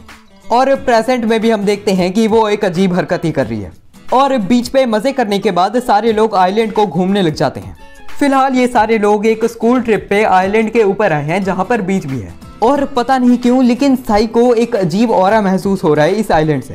और यहीं पर साई देखता है कि हिरोशी अकेला कहीं पर जा रहा है, जिसके बाद वो हिरोशी से पूछता है कि आखिर चक्कर क्या है, बड़े हताश, परेशान और मायूस लग रहे हो तुम। जिसके बाद हिरोशी बताता है कि इस आइलैंड पे उसका परिवार रहता है, तो बस वो अपने परिवार से ही मिलने के लिए जा रहा है। और वो एक और चीज बताता है कि इस गांव में एक चीज मानी जाती है, एक दिन इस गांव में एक राक्षस आएगा जिसे हीरो हराएगा और वो ही हीरो डीमन किंग को भी मारेगा। जिसे सुनकर साई चौकन्ना हो जाता है और वो हिरोशी से भी पूछ ही रहा है कि आखिर वो इतना ज्यादा दुखी क्यों है फिर। और तभी हिरोशी साई से कहता है, तुम कुछ नहीं समझ सकते, तुम्हें नहीं पता मेरी क्या दिक्कत है, तुम ताकतवर हो, तुम मेरे जैसे कमजोर इंसान नहीं हो। और वो ये सब बोल के यहाँ से भाग जाता है। जिसके बाद हम अकेडमी के डॉम में सारे बच्चों और टीचर्स को टल्ली हुआ देखते हैं। साई उठता है और अकेडमी के डॉम से बाहर जाने लग जाता है। कोरोने उससे पूछती है कि आखिर क्या हुआ, जिसके बाद साई बताता है कि वो हिरोशी से बात करने के लिए जा रहा है। यहीं दूसरी तरफ हम फूजिको को पीटर हाउसन के पास देखते हैं। फूजिको के पास से लिली शिराइशी आती है और वो फूजिको को बताती है कि अब जब साई याकुतो डीमन किंग बन चुका है, उसको मारने के लिए सरकार ने कुछ सुपर एजेंट्स निकाले हैं जिनका नाम साइमो 7 है। मैं चाहती हूँ कि तुम साई याकुतो के पास ये मैसेज पहुंचा दो कि वो चौकन्ना रहे। जिसके बाद लिली यहाँ से चले जाती है। यहीं पर फूजिको साई को कॉल करने लग जाती है, लेकिन कॉल कनेक्ट नहीं होती। जिसके बाद वो सोगा को कॉल करती है। दोबारा हम कोरोने और साई को देखते हैं। हिरोशी को ढूंढते हुए कोरोने को कुछ अजीब चीज महसूस होती है और वो उसके पीछे जाने लग जाती है और साई उसका पीछा करते हुए एक टेंपल की साइड आ जाता है, लेकिन कोरोने यहाँ से गायब हो जाती है। इसी समय साई के सामने सोगा आती है, जो कहने लग जाती है कि फूजिको उसे बता रही थी कि उसके पीछे कोई साइमन पड़ा है, लेकिन उसे और तो कुछ नहीं याद आ रहा कि उसने आखिर कहा क्या था। जो भी है, तुम्हें पता है यहाँ पर एक नया जूस मिलता है। ये जूस ना चावल से बना होता है। और यहीं पर वो एक गिलास में राइस साके निकालती है, जिसके अंदर हाई अमाउंट में अल्कोहल होता है और वो चावलों को फर्मेंट करके बनाई जाती है। और वो और राइस साके पीने लग जाती है। बुरी तरह नशे में टल्ली होने के बाद वो साई से भी साके पीने के लिए कहती है, लेकिन साई मना कर देता है। यहीं पर सोगा को चक्कर आता है और वो साई के ऊपर चिपट जाती है और वो साई के कान को भी खाने लग जाती है। यहीं पर साई सोगा के बालों में उसी हेयर पिन को देखता है जो उसने बहुत समय पहले एक लाल बाल वाली लड़की को दिया था। और साई अभी कुछ सोचता ही कि उससे पहले सोगा साई को किस करने लगती है, लेकिन उसी समय साई को पीछे से कोई लात मारता है। ये और कोई नहीं, कोरोने थी, जो कहती है अगर तुम दोनों का ड्रामा खत्म हो गया है तो फिर मैं तुम्हें कुछ इंपॉर्टेंट बताना चाहती हूँ। लेकिन इसी समय साई देखता है कि कोरोने के ऊपर किसी ने गोली मार दी है और वो नीचे गिरे जा रही है।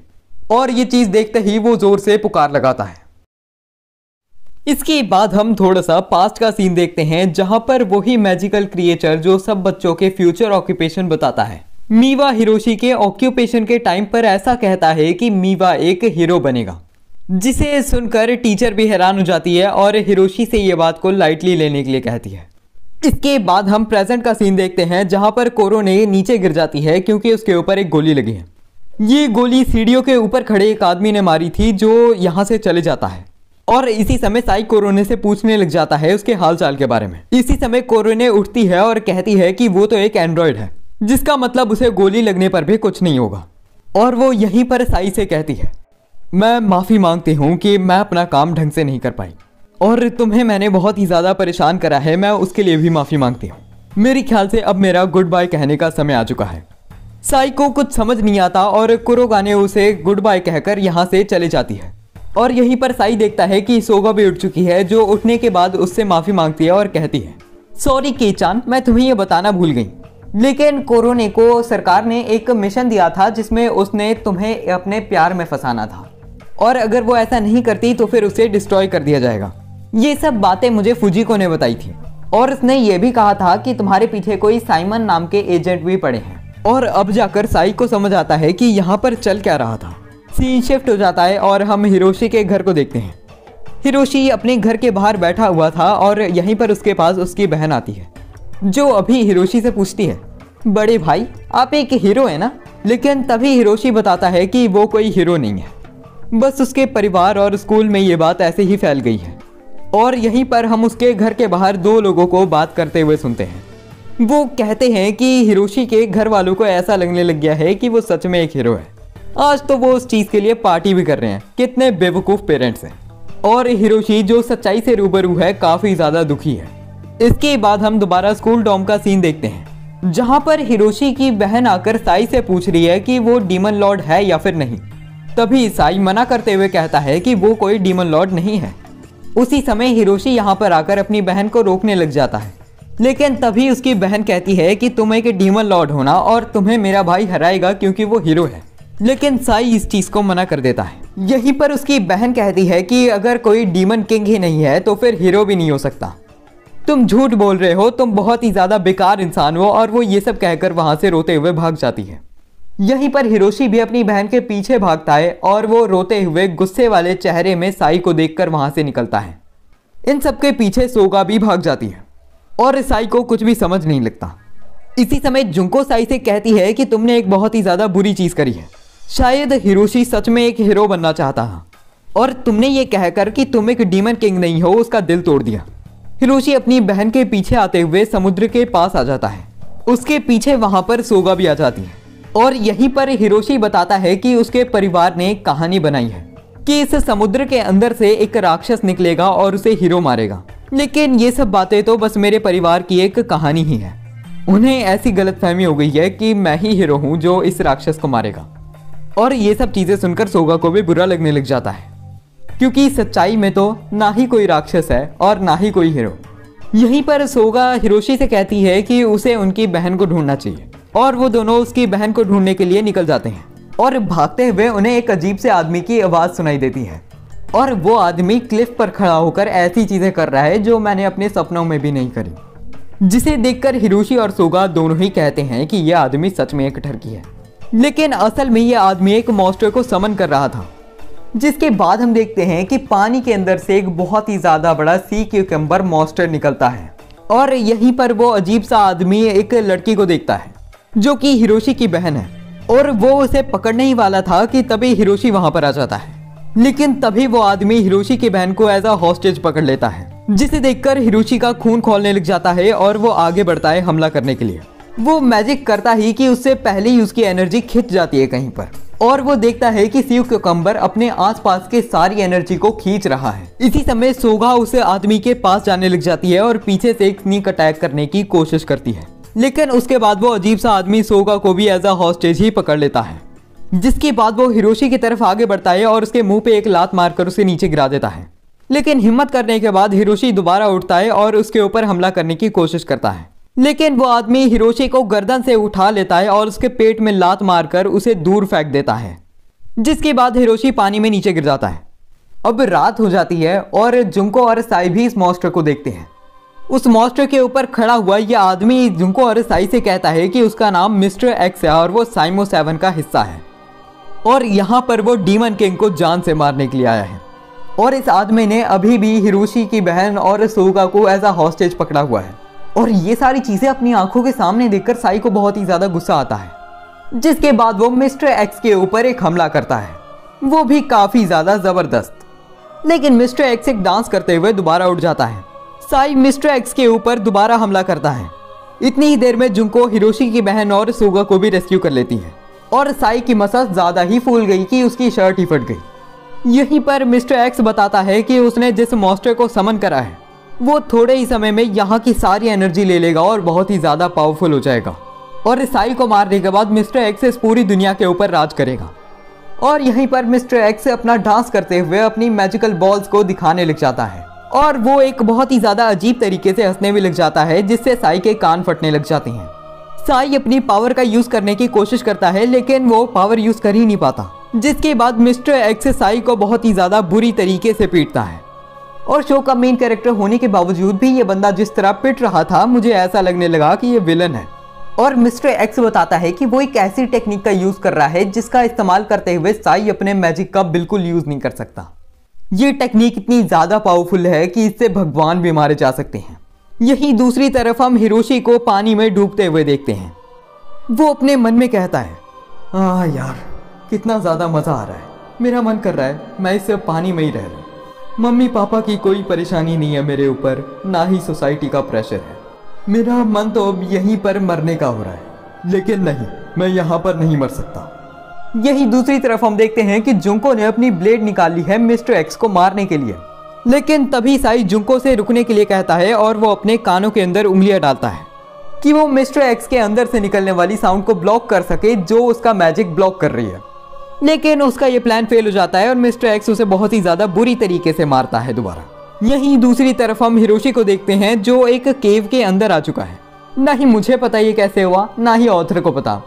हिरोशी अपने सामने दो पत्थरों के बीच में एक तलवार गड़ी हुई देखता है। उसका परिवार ऐसा कहा करता था कि हीरो एक बार आकर इस तलवार को बाहर निकालेगा, जिसके बाद हिरोशी इस तलवार को बाहर निकालने की कोशिश करता है और वो निकाल भी लेता है। वो तलवार चमकती है और ट्रांसफॉर्म हो जाती है एक वॉच के अंदर। उस वॉच के अंदर से बहुत सारी एनर्जी बाहर निकलकर हिरोशी को कवर कर लेती है और ट्रांसफॉर्म हो जाती है एक सूट के अंदर। सिंपल भाषा में कहा जाए तो हिरोशी एक पावर रेंजर बन चुका है। उसकी वॉच के अंदर से एक आवाज निकलती है, मिस्टर मीवा हिरोशी, आपको सक्सेसफुली सेलेक्ट कर दिया गया है एज अ हीरो। ब्रीफ कहने पर आप सुपर हीरो में ट्रांसफॉर्म हो सकते हैं। जिसके बाद हिरोशी कहता है, चलो धूम मचाई जाए। यहीं दूसरी तरफ मिस्टर एक्स से लड़ते हुए साई बहुत ज्यादा जोर से हंसने लग जाता है और साई कहता है, मैं समझ चुका हूं कि तुम कोई टेक्निक का इस्तेमाल नहीं कर रहे, तुम्हारी आत्मा है जो जोर से चिल्ला रही है, लेकिन अगर मेरी रूह ज्यादा जोर से चिल्लाएगी तो फिर तुम्हारी रूह कांपेगी और तुम अपने आप कमजोर हो जाओगे। जिसके बाद साई की रूह बहुत ही ज्यादा जोर से चिल्लाती है और वो मिस्टर एक्स से हैंड टू हैंड कॉम्बैट करते हुए उसे बहुत ही ज्यादा बुरी तरीके से मारता है। और यार मुझे नहीं पता एनिमेटर्स ने ये सीन बनाते हुए कौन सी भांग खा ली थी, ये क्या कर दिया इस बेचारे के चेहरे के साथ। लेकिन मार खाने के बाद मिस्टर साइमो बहुत ही ज्यादा जोर से साइकोपैथ की तरह हंसने लग जाता है और वो एक बहुत ही ज्यादा बड़ी बंदूक निकालकर वहां पर शूट करके उधर से भागने की कोशिश ही करता है कि हम देखते हैं साई और बाकी सारे लोगों को बचा लिया है कोरोने ने। और वो बताती है कि उसे दोबारा साई के लिए ऑब्जर्वर चूज कर लिया है और वो मिस्टर एक्स से कहती है कि तुम्हारी कोई टेक्निक मेरे ऊपर काम नहीं करने वाली क्योंकि मेरे पास आत्मा ही नहीं है। जिसके बाद वो मिस्टर एक्स की तरफ तेजी से बढ़ती है और उसे मारने लगती है, जिसके बाद मिस्टर एक्स का बहुत ही ज्यादा बुरा हाल हो जाता है।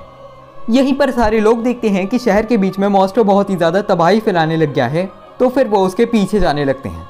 लेकिन उसी समय साई अपने पीछे एक एलईडी बल्ब को उड़ता हुआ देखता है, जो कि और कोई नहीं हमारा सस्ता पावर रेंजर है, जो उस मॉन्स्टर के ऊपर बहुत ही सारे अटैक करता है और उसे बहुत जल्दी मार देता है।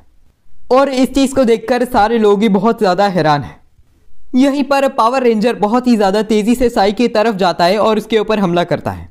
वो कहता है कि वो इस दुनिया को बचाना चाहता है। साई कहता है कि उसे भी इस दुनिया को कोई नुकसान नहीं पहुंचाना। जिसके बाद पावर रेंजर यहाँ से चले जाता है। और इस चीज के बाद यहाँ पर हिरोशी आता है जो अपनी बहन से मिलता है। और इन सारी चीजों को देखकर साई को अब पता चल चुका है कि आखिर ये पावर रेंजर था कौन। इसके बाद हम शाम का समय देखते हैं जहां पर सारे लोग अभी रिलैक्स होकर बैठे हुए हैं और कोरोने साई से कहती है कि उसे जुंको के साथ शादी कर लेनी चाहिए, जिसे सुनते ही जुंको को शर्म आने लग जाती है और जुंको कहती है मैं तुम्हारे साथ शादी कर सकती हूँ, और वो ये कहते ही यहाँ से भाग जाती है। सीन शिफ्ट हो जाता है और हम अपने सामने एक लैब के अंदर खड़े आदमी को देखते हैं जिसका नाम यामाता बोइचिरो है। यामाता बोइचिरो के पास तेरुया एको आती है और बोइचिरो उसे बताता है कि उसके प्लान को एग्जीक्यूट करने का समय आ चुका है और यहीं पर वो अपने पेंडेंट में से एक वीडियो प्ले करता है जिसमें हम सोगा जैसी एक लड़की को देखते हैं जिसके बालों का रंग अलग है और उसके बालों के अंदर भी वैसी ही हेयर पिन है जैसी साई ने उसे दी थी। जिसके बाद हम पेड़ की छांव के नीचे लेटे हुए साई को देखते हैं और इसी समय साई को अपने सामने सोगा दिखती है जो साई से कहती है कि वो उसके पास बैठकर सोना चाहती है और वो साई के पास बैठकर सो जाती है। यही सीन शिफ्ट हो जाता है और हम फुजिको को देखते हैं जो कि अभी सारे मॉन्स्टर्स को देख रही है। वो कहती है अब जब डीमन किंग जाग चुका है तो फिर डीमंस की क्वांटिटी भी बढ़ चुकी है और आगे के समय जो मॉन्स्टर्स पहले से सोए हुए थे वो भी जागने वाले हैं। और यहीं पर वो पानी के बीच में कंडे को देखती है जिसे वो उठाती है और उसे ऐसा लगता है कि संडे के अंदर से काफी बड़ा मॉन्स्टर बाहर आ सकता है। यहीं पर पीटर हाउसेन उसके पास आकर कहता है वैसे जिस तरह का मैजिक तुम्हारे पास है मुझे पता है कि तुम इन मॉन्स्टर्स को काबू में रख सकती हो। यहीं पर हम टीवी में बहुत सारी खबरें देखते हैं अपने सस्ते पावर रेंजर के बारे में जो बहुत सारे डीमंस को मारता है और उसका नाम जनता ने डीमन स्लेयर ब्रेव रख दिया है। ये सब चीजें साई और हिरोशी देख रहे थे टीवी के ऊपर। हम उनके पास में सोगा और कोरोने को खाना खाते हुए देखते हैं। यहीं पर टीवी पे एक एडवर्टाइजमेंट आती है जिसमें एक नीले बाल वाली लड़की कुछ कह रही है। इस लड़की का नाम यूको है और ये बहुत ही ज्यादा फेमस एक्ट्रेस है और हिरोशी इस लड़की का दीवाना है। और यहीं सोगा के जाने के बाद साई कोरोने से पूछता है कि आखिर सोगा क्लासेस के अंदर क्यों नहीं जाती, जिसके बाद कोरोने कहती है कि उसे भी नहीं पता कि आखिर सोगा क्यों नहीं जाती स्कूल। वैसे टेक्निकली देखा जाए तो फिर सोगा स्कूल के अंदर ही है, डॉम के अंदर, लेकिन वो क्लास अटेंड नहीं करती। जिसके बाद हम सोगा को बाहर देखते हैं जहां पर वो चावल ही खा रही है। यहीं पर साई उसके पास आकर उससे कहता है कि सोगा को भी क्लास अटेंड करनी चाहिए। जिसके बाद सोगा कहती है इसमें कौन सी बड़ी बात है, मैं अभी आ जाती हूँ क्लास के अंदर। जिसके बाद साई और सोगा दोनों क्लास की तरफ जाने लग जाते हैं, लेकिन जैसे ही साई अपना सिर पीछे घुमाता है वो देखता है सोगा के कपड़े। दरअसल सोगा तो मिस इंडिया बनकर भाग चुकी है। जिसके बाद साई सोगा को समझाने की कोशिश भी करता है कि उसे क्लास के अंदर जाना चाहिए, लेकिन सोगा सुनती ही नहीं और फिर वो जुंको को बताने लग जाता है कि सोगा क्लास के अंदर नहीं जा रही और वो ये भी बताता है कि उसे सोगा की बहुत ज़्यादा चिंता हो रही है। लेकिन ये सब सुनते हुए जुंको को ऐसा लग रहा है कि साई को सोगा से प्यार है, इस वजह से वो वहाँ से चले जाती है और रात को वो तंग हो रही है ये सोचकर कि आखिर उसने साई को ऐसे छोड़ क्यों दिया और उसे याद आने लग जाता है कि सोगा तो उसकी दोस्त भी है। यहीं से शिफ्ट हो जाता है और हम फुजिको को उस अंडे को गांजा मेरा मतलब मैजिक पाउडर खिलाते हुए देखते हैं और इसी समय फुजिको अपने भाई को बताती है इतने गांजे से तो इस अंडे के अंदर से मॉन्स्टर्स नाचते हुए बाहर आने चाहिए थे, लेकिन अब ये अंडा फूट ही नहीं रहा तो मैं क्या कर सकती हूँ। मैंने तो सोचा था कि मैं लॉर्ड साई याकुतो को बेबी मॉन्स्टर्स के साथ सरप्राइज करूंगी और यहीं पर वो अपने सोफे के ऊपर सो जाती है। जिसके बाद हम देखते हैं कि हमारी मिस इंडिया उस अंडे को लेकर यहाँ से निकल जाती है और अगले दिन हम देखते हैं कि सोगा दोबारा साई के घर में आकर चावल पकाती है और यहीं पर वो साई को उस अंडे को दिखाती है जो फुजिको ने उठाया था। वो कहती है कि आज उसका बहुत ही ज्यादा बड़ा ऑमलेट खाने का मन हो रहा है। यहीं कोरो ने भी उसे पकाने के लिए बर्तन ले आती है और यहीं दूसरी तरफ फुजिको देखती है कि वो शाम से सुबह तक अपने सोफे पर पड़े पड़े सो गई और वो नोटिस करती है कि वहां पर वो अंडा नहीं पड़ा। जिसके बाद उसका भाई बताता है कि वो अंडा कहीं पर उड़ते हुए अपने आप चला गया। यहीं से शिफ्ट हो जाता है और हम सोगा को संडे के साथ खेलते हुए देखते हैं। पता नहीं खेल रही है या क्या कर रही है, अगर पकाना है तो पका के खाए यार। यहीं पर साई उस अंडे को उठाता है और उसी समय हम देखते हैं कि वो अंडा ग्लो करने लग जाता है और साई उसे दूर फेंक देता है क्योंकि उसे ऐसा लगता है ये अंडा एक बॉम्ब है। और रात तक वो सब लोग नोटिस करते हैं कि ये अंडा काफी ज्यादा बड़ा हो चुका है और साई इस बड़े अंडे को दोबारा छूता है। जिसके बाद उसमें क्रैक्स आने लगते हैं और उस अंडे के अंदर से कुछ मॉन्स्टर्स बाहर निकलते हैं। साई, कोरोने और हिरोशी उस मॉन्स्टर से लड़ने के लिए तैयार हो जाते हैं, लेकिन वो मॉन्स्टर हमला करता है सोगा के ऊपर। लेकिन उसी समय साई आकर सोगा को बचा लेता है और ये मॉन्स्टर इतना ज़्यादा पावरफुल है कि वो साई के हाथ के अंदर छेद भी कर देता है। लेकिन उसी समय साई देखता है कि वहाँ पर फुजिको आती है, जो कहती है, मेरे प्यारे डीमन किंग, मैं आपको ये सारे मॉन्स्टर्स एज अ गिफ्ट देना चाहती हूँ। वो बताती है कि वो इन सारे मॉन्स्टर्स को कंट्रोल करना सीख चुकी है। लेकिन वो मॉन्स्टर तो कहता है, जी मुझे भूख लग रही है, मैं खाना खा रहा हूँ, मुझे तुम्हारी बकवास से कोई फ़र्क नहीं पड़ता आंटी। और वो फुजिको को खाने लग जाता है। जिसके बाद साई उस मॉन्स्टर के ऊपर एक हमला तो करता है, लेकिन उस हमले से वो मॉन्स्टर और ज़्यादा बड़ा हो जाता है, क्योंकि उसने साई की मैजिकल एनर्जी को एब्जॉर्ब कर लिया है। जिसके बाद वो थोड़ा सा पागल हो जाता है और गुस्से में शहर की तरफ भागने लग जाता है। यही दूसरी तरफ हम हिरोशी को देखते हैं, जो अपनी पावर्स का यूज़ करते हुए अपने सस्ते पावर रेंजर में कन्वर्ट हो जाता है। जिसके बाद वो शहर की तरफ जाने लग जाता है। शहर के अंदर हम देखते हैं कि युको आज एक वीडियो बना रही है, वो भी हवा के अंदर उड़ते हुए। लेकिन उसी समय वहां पर उड़ते हुए वो मॉन्स्टर आता है और ये सारे लोग नीचे उतरते हैं। और वो मॉन्स्टर युको के ऊपर हमला करने ही वाला था कि उसी समय वहां पर पावर रेंजर आकर उस पर हमला करता है और एक ही अटैक में वो उसकी मुंडी काट कर उसे नीचे फेंक देता है। और यहीं पर आसपास के एरिया में जिंदा लोगों को ढूंढते हुए उसे युको दिखती है। जैसे ही वो युको को बचाने के लिए नीचे जाता है, युको तेजी से दौड़ते हुए आती है और उसे किस कर देती है। और वो बताती है कि उसे मॉन्स्टर्स बहुत ही ज़्यादा बुरे लगते हैं और वो उसे शुक्रिया करना चाहती है। और यही युको कहती है कि ये चीज़ हम दोनों के बीच में सीक्रेट होने वाली है। जिसके बाद ब्रेव दोबारा हवा में उड़ने लग जाता है। यहीं दूसरी तरफ हम साई को देखते हैं, जो स्टूडेंट काउंसिल से माफ़ी मांगता है ये सारी गड़बड़ करने के लिए। जैसे ही साई स्टूडेंट काउंसिल के ऑफिस से बाहर आता है, वो अपने सामने सोगा को खड़ी हुई देखता है और सोगा साई से कहती है कि उसने साई की बातों पर बहुत ज़्यादा ध्यान दिया और काफ़ी ज़्यादा सोच विचार करने के बाद उसने अब ये डिसीजन किया है कि वो क्लास अटेंड करा करेगी। जिसे सुनकर साई भी खुश हो जाता है और वो दोनों क्लास की तरफ जाने लग जाते हैं। सीन स्विच होता है और हम जुंको को कोरोने से कुछ पूछते हुए देखते हैं। जुंको कोरोने से पूछती है, वैसे पहले तुम जब साई और हमारी शादी की बात कर रही थी, क्या तुम सीरियस थी?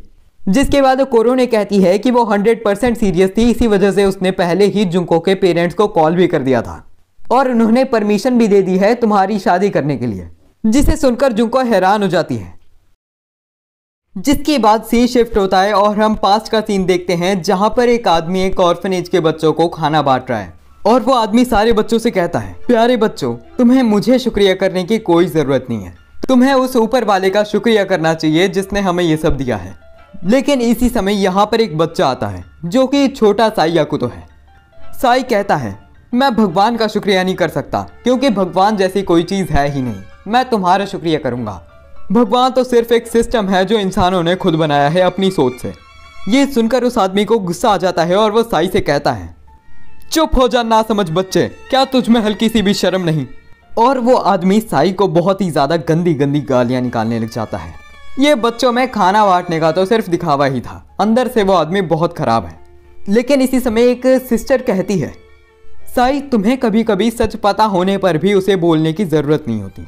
और तभी साई कहता है कि मैं इस पूरी दुनिया को साबित करके दिखाऊंगा कि भगवान जैसा कुछ नहीं होता। जिसके बाद हम प्रेजेंट में जुंको को देखते हैं, जो अभी सोच रही है कि वो साई से अपना लव कन्फेशन कैसे करेगी।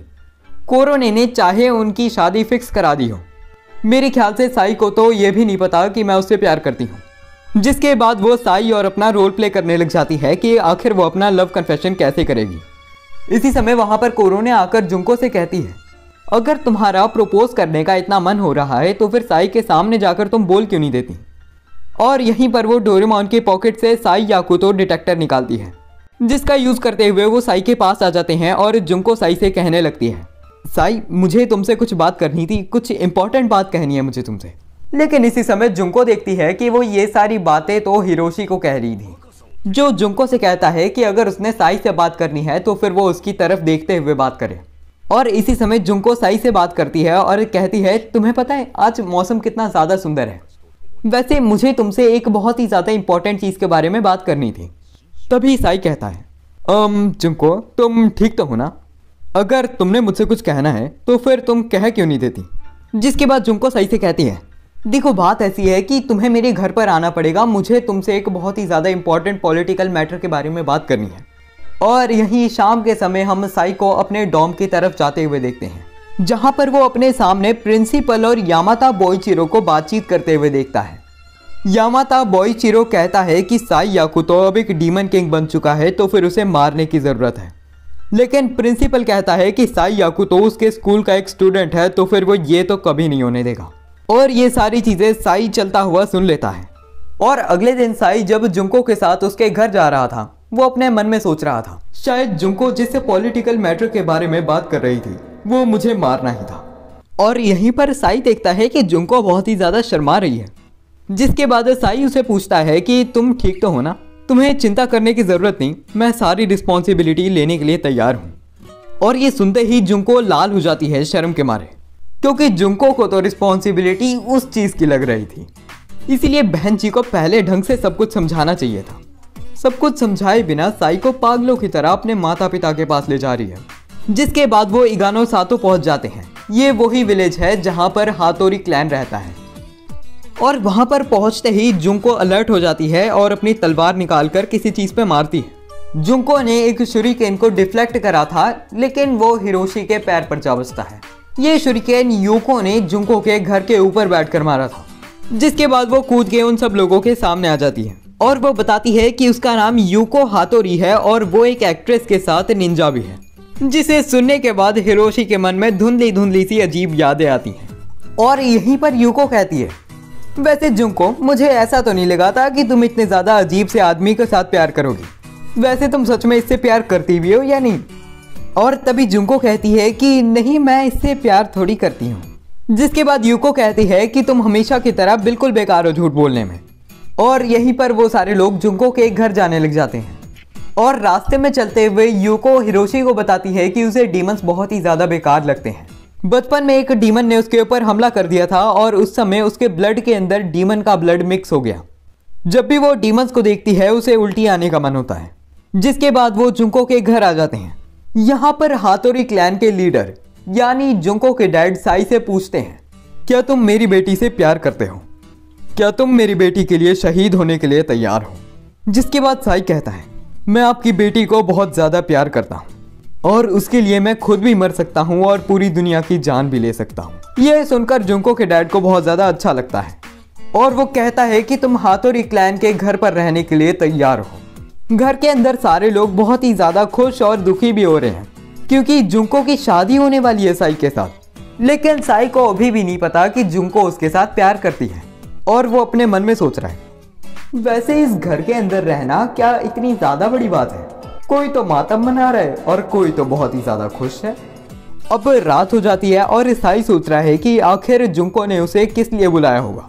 इसी समय उस कमरे के अंदर जुंको आती है जो अभी कुछ निकालने वाली थी, वो भी बहुत ज़्यादा अश्लील आंखों के साथ। लेकिन उसी समय साई उसे रोक देता है और वो कहता है कि तुम्हें ये सब करने की ज़रूरत नहीं है। मुझे पता है कि तुम अपने आप को फोर्स कर रही हो। तुम्हें ये सब उस लड़के के साथ करना चाहिए जिससे तुम प्यार करती हो। और ये चीज़ सुनने के बाद जुंको दुखी हो जाती है और वो कहती है, तुम बिल्कुल सही कह रहे हो। मेरे ख्याल से तुम्हें तो पता भी नहीं कि मुझे कैसा लगता है। मैं चाहती हूँ कि तुम आज के दिन को भूल जाओ और मुड़ के तुम्हें मुझे देखने की कोई ज़रूरत नहीं है। जिसके बाद जुंको उस कमरे से चले जाती है रोते हुए और साई अभी भी सोच रहा है कि आखिर जुंको करना क्या चाहती थी और वो रोई क्यों। लेकिन उसी समय उस कमरे के अंदर से बहुत सारे निंजाज आ जाते हैं जो साई को मारने की कोशिश करते हैं क्योंकि उसने जुंको को रुलाया था। और सिचुएशन को देखते हुए साई कमरे के अंदर से बाहर निकलता है और जोर से भागने लग जाता है। लेकिन भागते हुए वो देखता है कि उन सारे लोगों के ऊपर किसी ने ट्रैप बिछाया था और वो बंद है और ये सब तेरुया ने करा था, जो साई से कहती है कि वो उसे तेरुया क्लैन का हिस्सा बना सकती है और वो उसे अपने साथ सोने का एक मौका भी दे सकती है। लेकिन तभी साई कहता है, मैडम मुझे तुम में कोई इंटरेस्ट नहीं है। जिसे सुनने के बाद तेरुया को बहुत ज़्यादा गुस्सा आ जाता है और वो कहती है कि जब मुझे तुमसे प्यार होने लगा था तब तुम ऐसी बातें कर रहे हो, अब तो मैं तुम्हें नहीं छोड़ने वाली। और हाँ, उस लाल बाल वाली को भी अब मैं ठिकाने लगा दूंगी। जिसके बाद सीन शिफ्ट हो जाता है और हम सोगा को देखते हैं जो अभी अपना बर्थडे सेलिब्रेट कर रही है अकेले। उसने सोचा था कि वो साई को तब बुलाएगी जब उसने केक तैयार करा होगा, लेकिन अब साई तो यहाँ पर है नहीं, तो फिर वो अकेले ही राइस बॉल खाने वाली है। लेकिन तभी हम देखते हैं कि सोगा के ऊपर एक मॉन्स्टर जैसी चीज़ स्पाई कर रही है और बाहर उसे मारने के लिए कुछ निंजाज और एक मॉन्स्टर है। यही दूसरी तरफ हम साई और तेरुया को देखते हैं, जहां पर तेरुया सोगा की बहुत ज़्यादा बेइज्जती कर रही है। ये सब चीज़ें सुनते हुए साई का खून खौलने लग जाता है और वो बहुत ही ज़्यादा एनर्जी अनलीश करता है, जिससे तेरुया उड़ने लग जाती है। इसी समय एक शूरिकेन साई की तरफ बहुत ही ज़्यादा हाई स्पीड में आता है, लेकिन साई की पावर्स की वजह से वो शूरिकेन हवा में ही मेल्ट हो जाता है। जिसके बाद साई देखता है कि ये शूरिकेन मारा था यूको हातोरी ने। यहीं पर साई उससे पूछता है कि आखिर वो यहाँ पर कर क्या रही है। इसी मौके का फायदा उठाते हुए तेरुया उठती है और यहाँ से भाग जाती है। और यहीं पर साई के पास कोरोने और हिरोशी भी आ जाते हैं और कोरोने साई को आगे बढ़ने से मना कर देती है, क्योंकि अगर साई को गुस्सा आया तो फिर बहुत सारे लोग मर सकते हैं। वो एक गन भी निकाल लेती है। लेकिन इसी समय हम देखते हैं कि सोगा को एक बहुत ही ज़्यादा अजीब से सांप जैसे मॉन्स्टर ने जकड़ लिया है। दोबारा से सीन शिफ्ट होता है और हम कोरोने और साई को देखते हैं। कोरोने अपने वेपन को फेंक देती है और वो उसके पास आती है और वो कहती है कि शायद तुम्हें रोकने के लिए मुझे कोई हथियार की भी ज़रूरत नहीं है। और वो साई का हाथ अपनी पूंछ के ऊपर रखती है, जिसके बाद साई कोरोने को बंद कर देता है। इसी समय साई अपने पीछे यूको को देखता है, जिसका बहुत ही ज़्यादा बुरा हाल हो चुका है। उसकी ब्लड में डीमन का खून होने की वजह से यूको को एक बीमारी हो चुकी है और वो तेज़ी से फैलती है जब उसके आसपास कोई डीमन होता है, जिस वजह से उसे डीमंस बिल्कुल नहीं पसंद। और इन सब चीज़ों को देखते हुए साई उधर से जाने लगता है। वो एक पेड़ के ऊपर अपना हाथ रखता है और पोर्टल खोल के उसके अंदर चले जाता है। यहीं दूसरी तरफ हम देखते हैं कि सोगा को बहुत ही ज़्यादा बुरे बुरे मॉन्स्टर्स मार रहे हैं, लेकिन इसी समय वो सांप जैसा मॉन्स्टर कट जाता है। ये चीज़ यामाता बोइचिरो ने करी थी और वो कहता है, तुमने आखिर इस लड़की को छूने की हिम्मत भी कैसे करी। यहीं पर यामाता बोइचिरो वहाँ पर मौजूद सारे लोगों को भी काट के रख देता है और एक के हाथ में से एक एम्ब्लेम निकलता है। यहीं पर सोगा बोइचिरो से पूछती है कि आखिर वो है कौन, जिसके बाद यामाता बोइचिरो कहता है कि मुझे तुम्हारी ज़रूरत है। तुम्हारे पास वो हेयर पिन भी है जो मैंने तुम्हें दी थी। लेकिन इसी समय हम देखते हैं कि वहाँ पर साई आकुतो अपने पोर्टल से आ जाता है और उसे देखने के बाद बोइचिरो कहता है कि मुझे ये तो बिल्कुल उम्मीद नहीं थी कि तुम भी यहाँ पर आने वाले हो। जिसके बाद साई अपनी पावर्स को अनलीश करता है और वो कहता है, मैं तुम्हें सोगा केना को हल्की सी खरोच भी नहीं पहुँचाने दूंगा। लेकिन तभी यामाता बोइचिरो अपनी तलवार चलाता है और साई का हाथ काट देता है। लेकिन तभी साई अपनी पावर्स का यूज़ करते हुए एक और नया हाथ निकाल लेता है।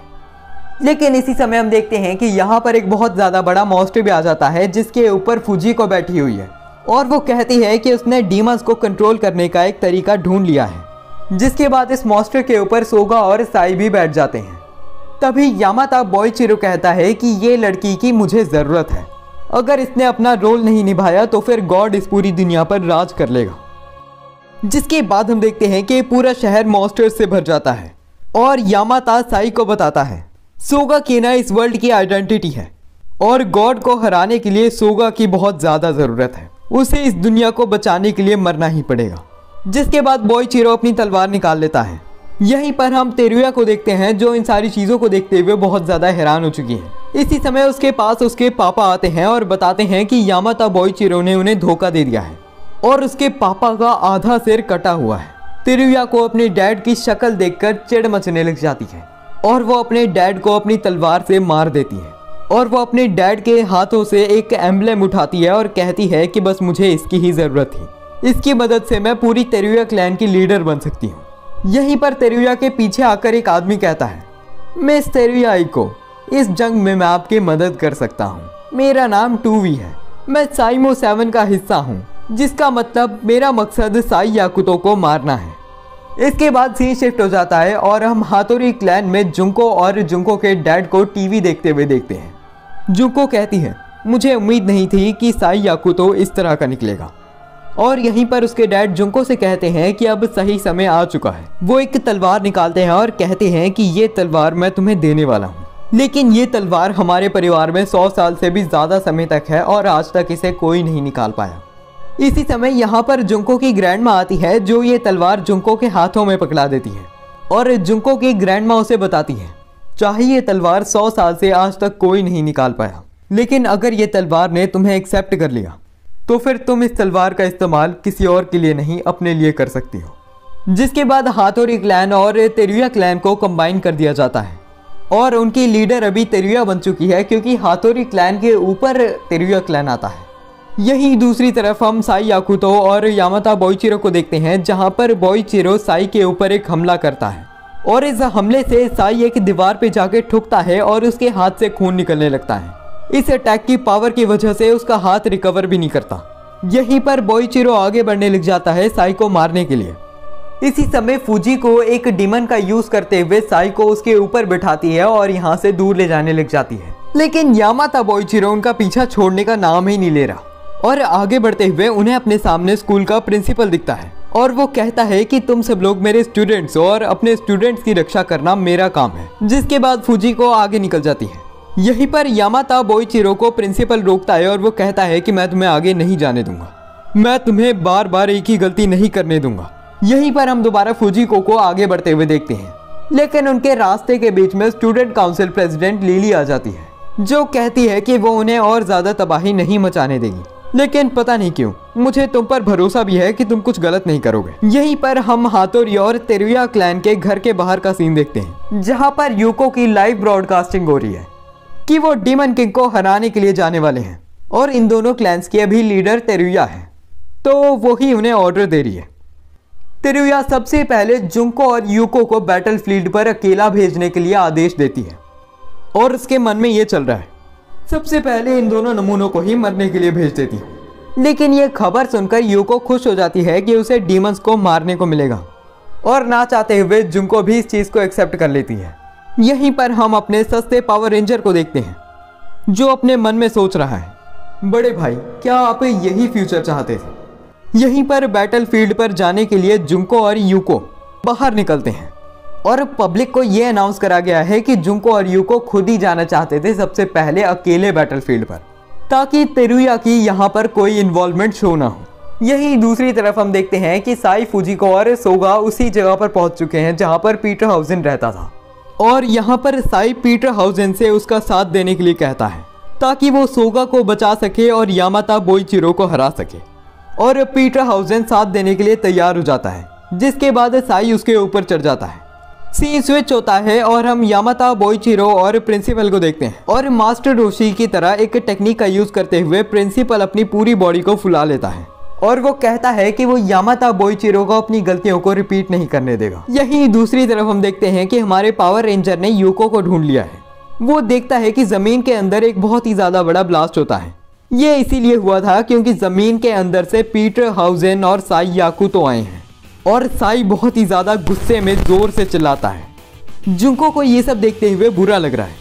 वो पहले अपनी फैमिली की लेजेंडरी तलवार को बाहर निकालने की कोशिश करती है, लेकिन वो उसे बाहर नहीं निकाल पाती, जिसके बाद वो नॉर्मल कटाना निकालती है और साई के ऊपर हमला करने के लिए पीटर हाउसेन के ऊपर चढ़ जाती है। लेकिन जैसे ही वो हमला करने लगती है उसकी तलवार जल जाती है और यही साई कहता है कि वो कुछ गलत नहीं करने वाला। अगर इस वर्ल्ड में शांति लानी है तो फिर गॉड को मारना ही पड़ेगा। जुंको बहुत ही ज़्यादा दुखी थी, लेकिन तभी साई कहता है तुम्हें चिंता करने की ज़रूरत नहीं, चाहे ये पूरी दुनिया ख़त्म हो जाए मैं तुम्हें नहीं मरने दूंगा। और वो जुंको को अपने हाथों में पकड़ लेता है और वो उससे कहता है कि तुम्हें घबराने की कोई ज़रूरत नहीं है, कुछ भी होने पर मैं तुम्हारा साथ नहीं छोड़ूंगा। जिसके बाद वो उसे नीचे फेंक देता है, हाँ लेकिन स्लो मोशन में। और वो अभी तेज़ी से आगे बढ़ने ही लगा था कि उसके सामने हमारा सस्ता पावर रेंजर आ जाता है, जो पीटर हाउसेन के एक कट लगा देता है, जिसके बाद वो पीटर हाउसेन के ऊपर हमला करने लग जाता है। यहीं पीटर हाउसेन अपना मुंह खोलता है और उसे अपने मुंह में डालने की कोशिश करता है और यहीं पर पीटर हाउसेन अपने मुंह से एक बीम शूट करने वाला था, लेकिन उसी समय पावर रेंजर भी एक बीम शूट कर देता है, जिससे पीटर हाउसेन के ऊपर ही असर होता है।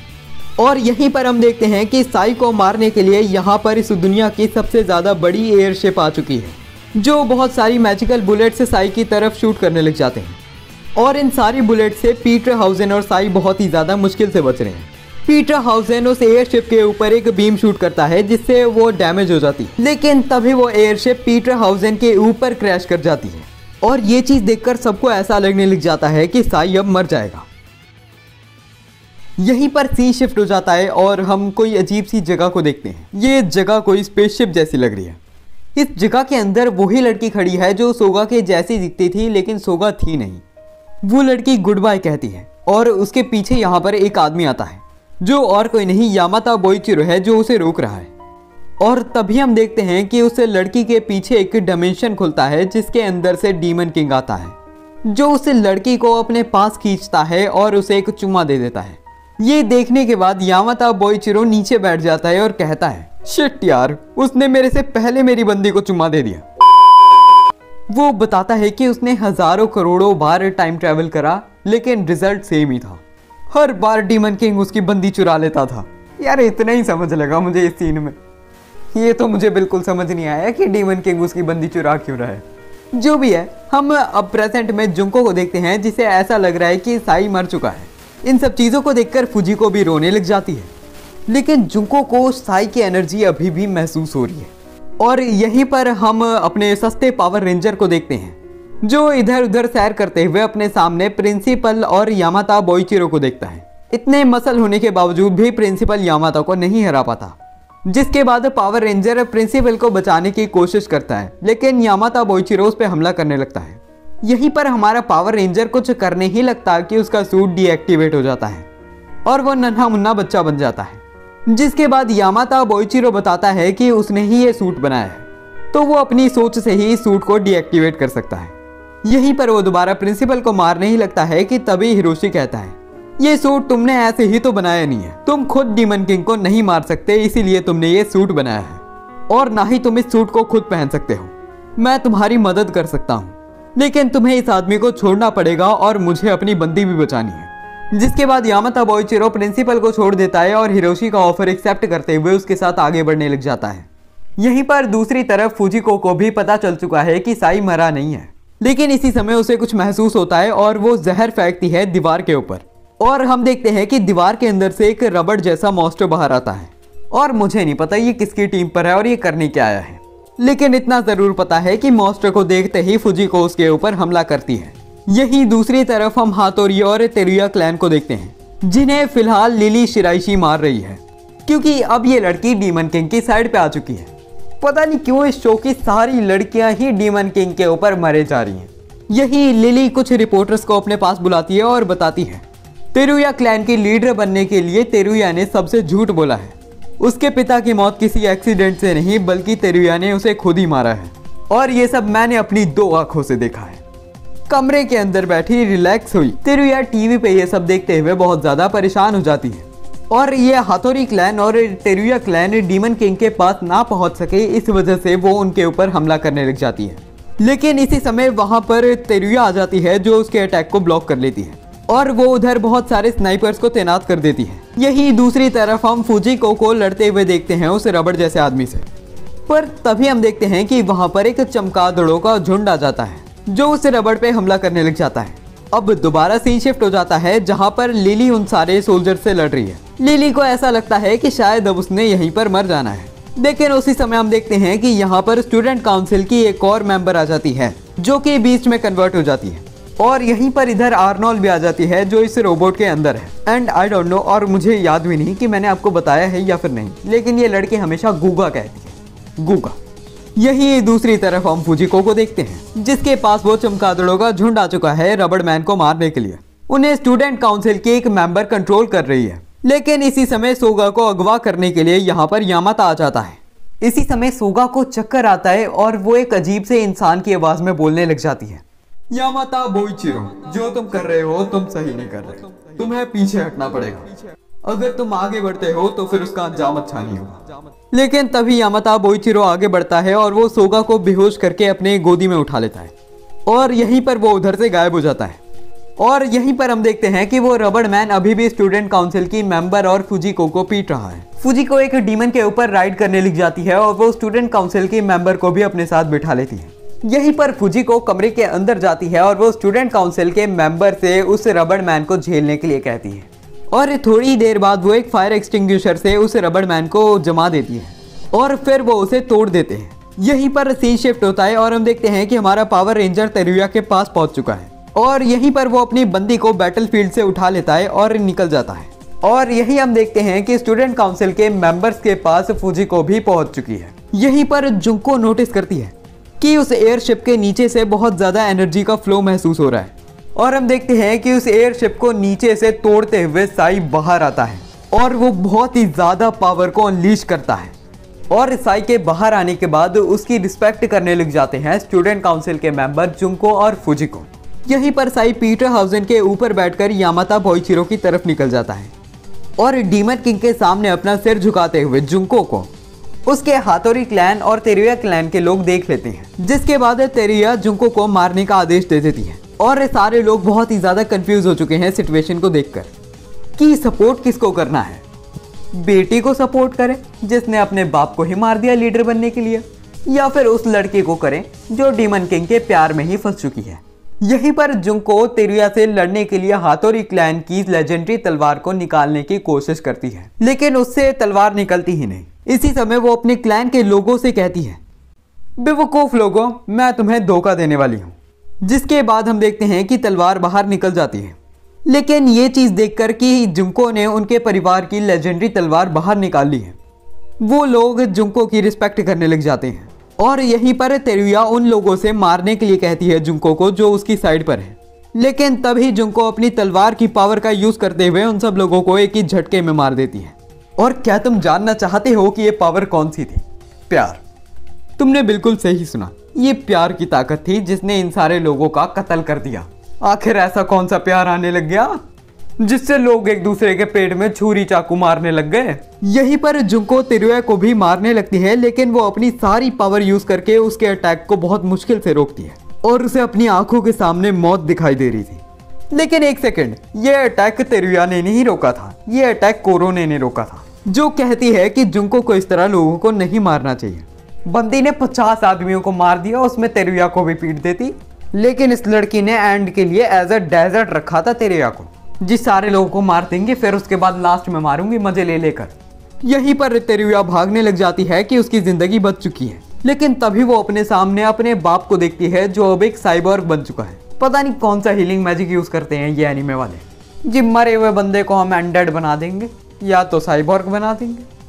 अपने मरे हुए बाप को देखकर तेरुया का दिमाग फटने लग जाता है और यही तेरुया का बाप कहता है, मैं तुम्हें डराने, धमकाने या फिर मारने के लिए नहीं हूँ। मैं सिर्फ ये जानना चाहता हूँ कि मेरी परवरिश में क्या गलती हो गई कि तुम ऐसी बनी। यहीं पर जुंको और कोरोने देखती है कि साई भी पीटर हाउसेन पे आगे निकल चुका है। और जब हम सबको ऐसा लग रहा था कि सक्सेसफुली ये आदमी अब यामाता बोइचिरो के पास पहुंच जाएगा, उसी समय यहाँ पर हमारा सस्ता पावर रेंजर आ जाता है। और यहीं पर हिरोशी साई को मना करता है आगे बढ़ने से।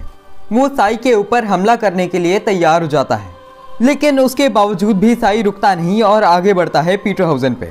यहीं पर वो छलांग लगाकर हिरोशी के पास आ जाता है और उस पर हमला करने लगता है। हिरोशी की एक तलवार साई के हाथ के अंदर घुस जाती है और एक वेपन से साई का हाथ जलने लग जाता है।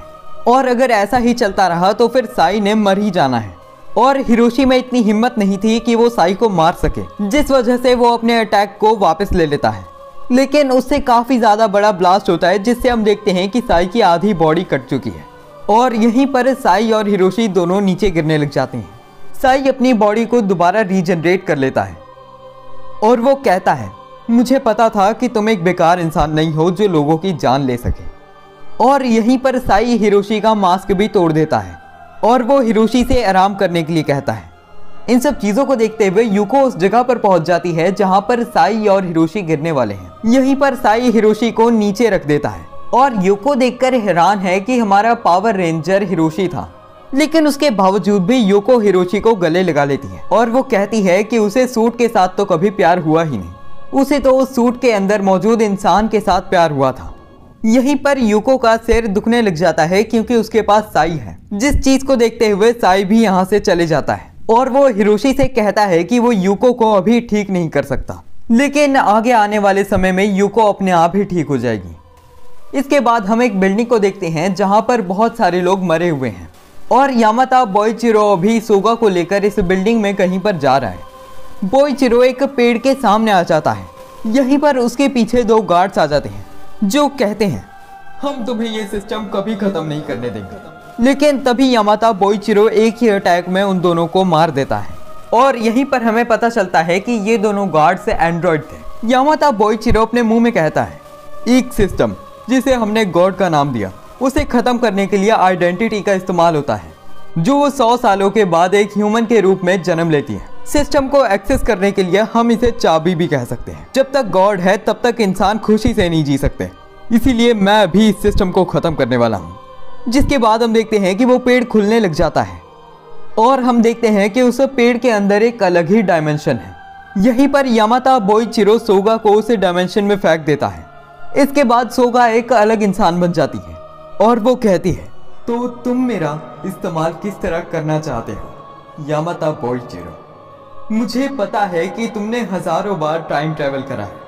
अगर आइडेंटिटी सिस्टम एक्सेस करने के लिए यूज नहीं करते तो फिर डीमन लॉर्ड उसे अपने डायमेंशन में ले जाता है और तुमने ये चीज बहुत बार देखी है। तो मैं तुमसे दोबारा पूछती हूँ, तुम्हारी क्या इच्छा है? जिसके बाद यामाता बोइचिरो सिस्टम को खत्म करने के लिए कहता है, लेकिन तभी सोगा कहती है कि इस चीज को करने के लिए तुम बने ही नहीं हो, कोई और है जो इस सिस्टम को खत्म करेगा। जिसे सुनने के बाद यामाता बोइचिरो बहुत ही ज्यादा टेंशन में आ जाता है। उसके मन में आता है कि वो जो सब चीजें कर रहा था उनका कोई मतलब भी था या फिर नहीं। जिसके बाद सोगा उसके पास आ जाती है और यामाता बोइचिरो से गले लगा लेता है। लेकिन तभी हम देखते हैं कि सोगा दोबारा अपनी ओरिजिनल पर्सनैलिटी में आ जाती है और वो बोइचिरो से डरने लग जाती है। चाहे यामाता बोइचिरो कुछ कर नहीं सकता, लेकिन वो सोगा को मार सकता है, नहीं तो उसे सोगा को दोबारा डीमन लॉर्ड को देना पड़ेगा। लेकिन वो सोगा को मारता ही कि उससे पहले यहाँ पर साई आ जाता है, जो कहता है, यामाता बोइचिरो तेरा बुरा समय आ चुका है। अब यही यामाता बोइचिरो अपनी तलवार चलाता है और साई के ऊपर हमला करता है, जिससे जमीन कट जाती है और दूसरे अटैक में उसके पैर कट जाते हैं। यहीं पर वो कूदता है और साई को 2 हिस्सों में काट देता है। लेकिन इसके बाद वो देखता है कि साई हंस रहा है और जैसे ही वो पीछे अपनी नजरें घुमाता है उसे साई दिखता है। अभी तक साई पीछे से एक इमेज प्रोजेक्शन का मैजिक यूज कर रहा था। जिसे यामाता बोइचिरो ने अभी मारा वो सिर्फ एक छलावा ही है।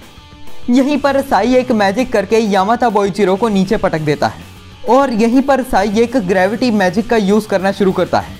इससे यामाता बोइचिरो के ऊपर बहुत ही ज़्यादा प्रेशर पड़ जाता है, जिससे उसकी बहुत बुरी हालत हो जाती है। और इसका इम्पैक्ट इतना ज़्यादा था कि जिस ब्रिज के ऊपर वो दोनों थे वो ब्रिज भी ढक जाता है।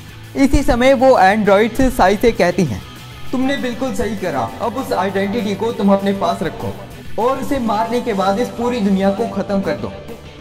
तुम्हारा यही मकसद है। ऐसा करने के बाद सिस्टम अपने आप ही दूसरी लाइफ फॉर्म को जन्म देगा। लेकिन साई कहता है कि मैं ऐसा बिल्कुल नहीं करने वाला। जिसके बाद वो एंड्रॉइड कहती है, तुमने बहुत बड़ी गलती करी है, अब ये सारा सिस्टम ही अपने आप ब्लास्ट हो जाएगा। जिसके बाद इसे सिस्टम की बिल्डिंग टूटने लग जाती है और उसे ट्री के गेट्स भी बंद होने लग जाते हैं। यहीं पर वो ट्री हवा में उड़ने लग जाता है। इसी समय वहाँ पर पीटर हाउसेन आता है और साई उसके ऊपर चढ़ जाता है और वो सिस्टम को तबाह करने के लिए उसके पास जाने लग जाता है। यहीं पर सोगा भी उड़ते हुए उसका पीछा करती है।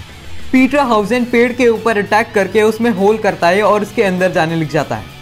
और हम देखते हैं कि इस डायमेंशन के अंदर उनके ऊपर बहुत सारे आर्चर्स हमला करते हैं। इससे पीटर हाउसेन को काफ़ी ज़्यादा डैमेज भी होता है। लेकिन तभी वो इस सिस्टम के सेंट्रल प्रोसेसिंग यूनिट यानी CPU के अंदर पहुंच जाते हैं और यहाँ पर आने के बाद पीटर हाउसेन अपने अंदर से बहुत सारी केबल्स निकालता है और उधर पोर्ट्स के अंदर घुसा देता है। जिसके बाद वो इधर के सारे डाटा और सिस्टम्स को इरेज करता है। लेकिन अगर एक भी केबल में खरोच भी आ गई तो फिर सारा प्रोसेस रुक जाएगा। लेकिन सोचने वाली बात है, ऐसा कौन सा बायोलॉजिकल जीव है जो अपने अंदर तारे लेकर घूमता है, वो भी जो पावर इनपुट आउटपुट सपोर्ट करती हो। लेकिन पीटर हाउसेन को बचाने के लिए साई वहां पर मौजूद सारे लोगों को मार रहा है। लेकिन यहीं पर एक अटैक कनेक्ट हो जाता है पीटर हाउसेन के ऊपर। ये चीज़ देखकर साई को बहुत ज़्यादा गुस्सा आ जाता है और वो उस रेल्म के अंदर मौजूद सारे लोगों को मार देता है और वो सुपरमैन की लेजर्स का भी इस्तेमाल करता है। यहीं पर पीटर हाउसेन साई से कहता है, प्रोसेस कंप्लीट हो चुका है, अब बस इस जगह को तबाह करना है एक ब्लैक होल बनाकर। और वो एक ब्लैक होल क्रिएट करके साई से उसे एक्टिवेट करने के लिए कहता है। लेकिन साई घबराने लग जाता है उसे ब्लैक होल को एक्टिवेट करने के लिए, क्योंकि ये करने से पीटर हाउसेन की जान चली जाएगी। दरअसल पीटर हाउसेन को इस प्रोसेस के बाद भी यहाँ पर रहना पड़ेगा और वो भी इधर ही मर जाएगा। इसी समय हम देखते हैं कि यहाँ पर सोगा भी आ जाती है और साई ने भी अब अपना डिसीजन बना लिया है और अब वो इस जगह को तबाह करने वाला है। सोगा साई को ये करने से रोकने लग जाती है क्योंकि इससे पीटर हाउसेन की जान जा सकती है। लेकिन साई कहता है कि अब वो नहीं रुक सकता। इसी समय सोगा को बहुत ज़्यादा अजीब लगता है और उसे चक्कर आता है। जब वो आंखें खोलती है तो फिर उसे अपने सामने एक और सोगा दिखती है, लेकिन इसके बालों का रंग अलग है। सोगा उससे पूछती है कि तुम कौन हो, जिसके बाद वो बताती है कि मैं तुम ही हूं।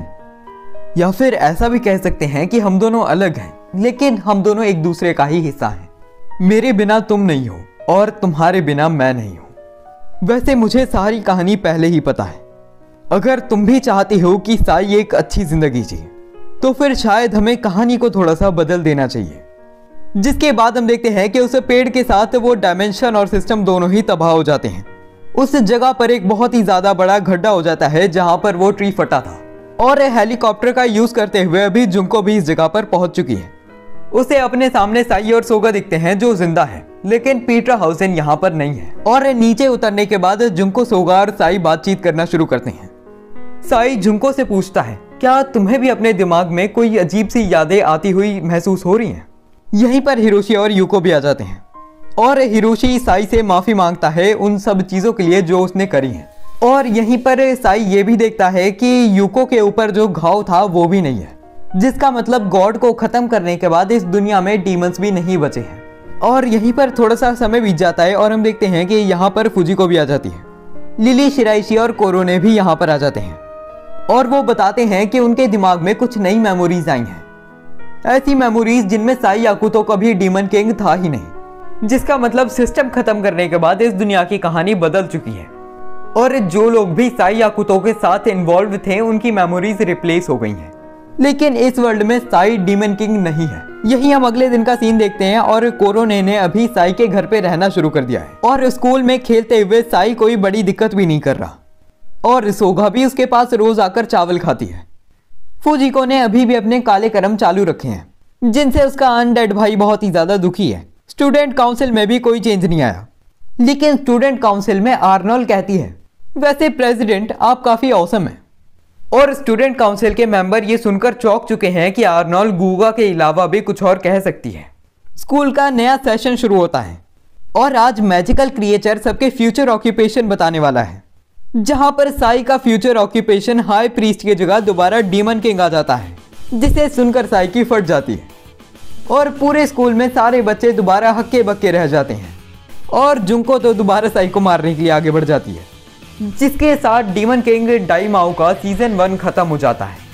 अब मैं पर्सनली बताऊं तो मुझे ये एनीमे कुछ खास नहीं लगा।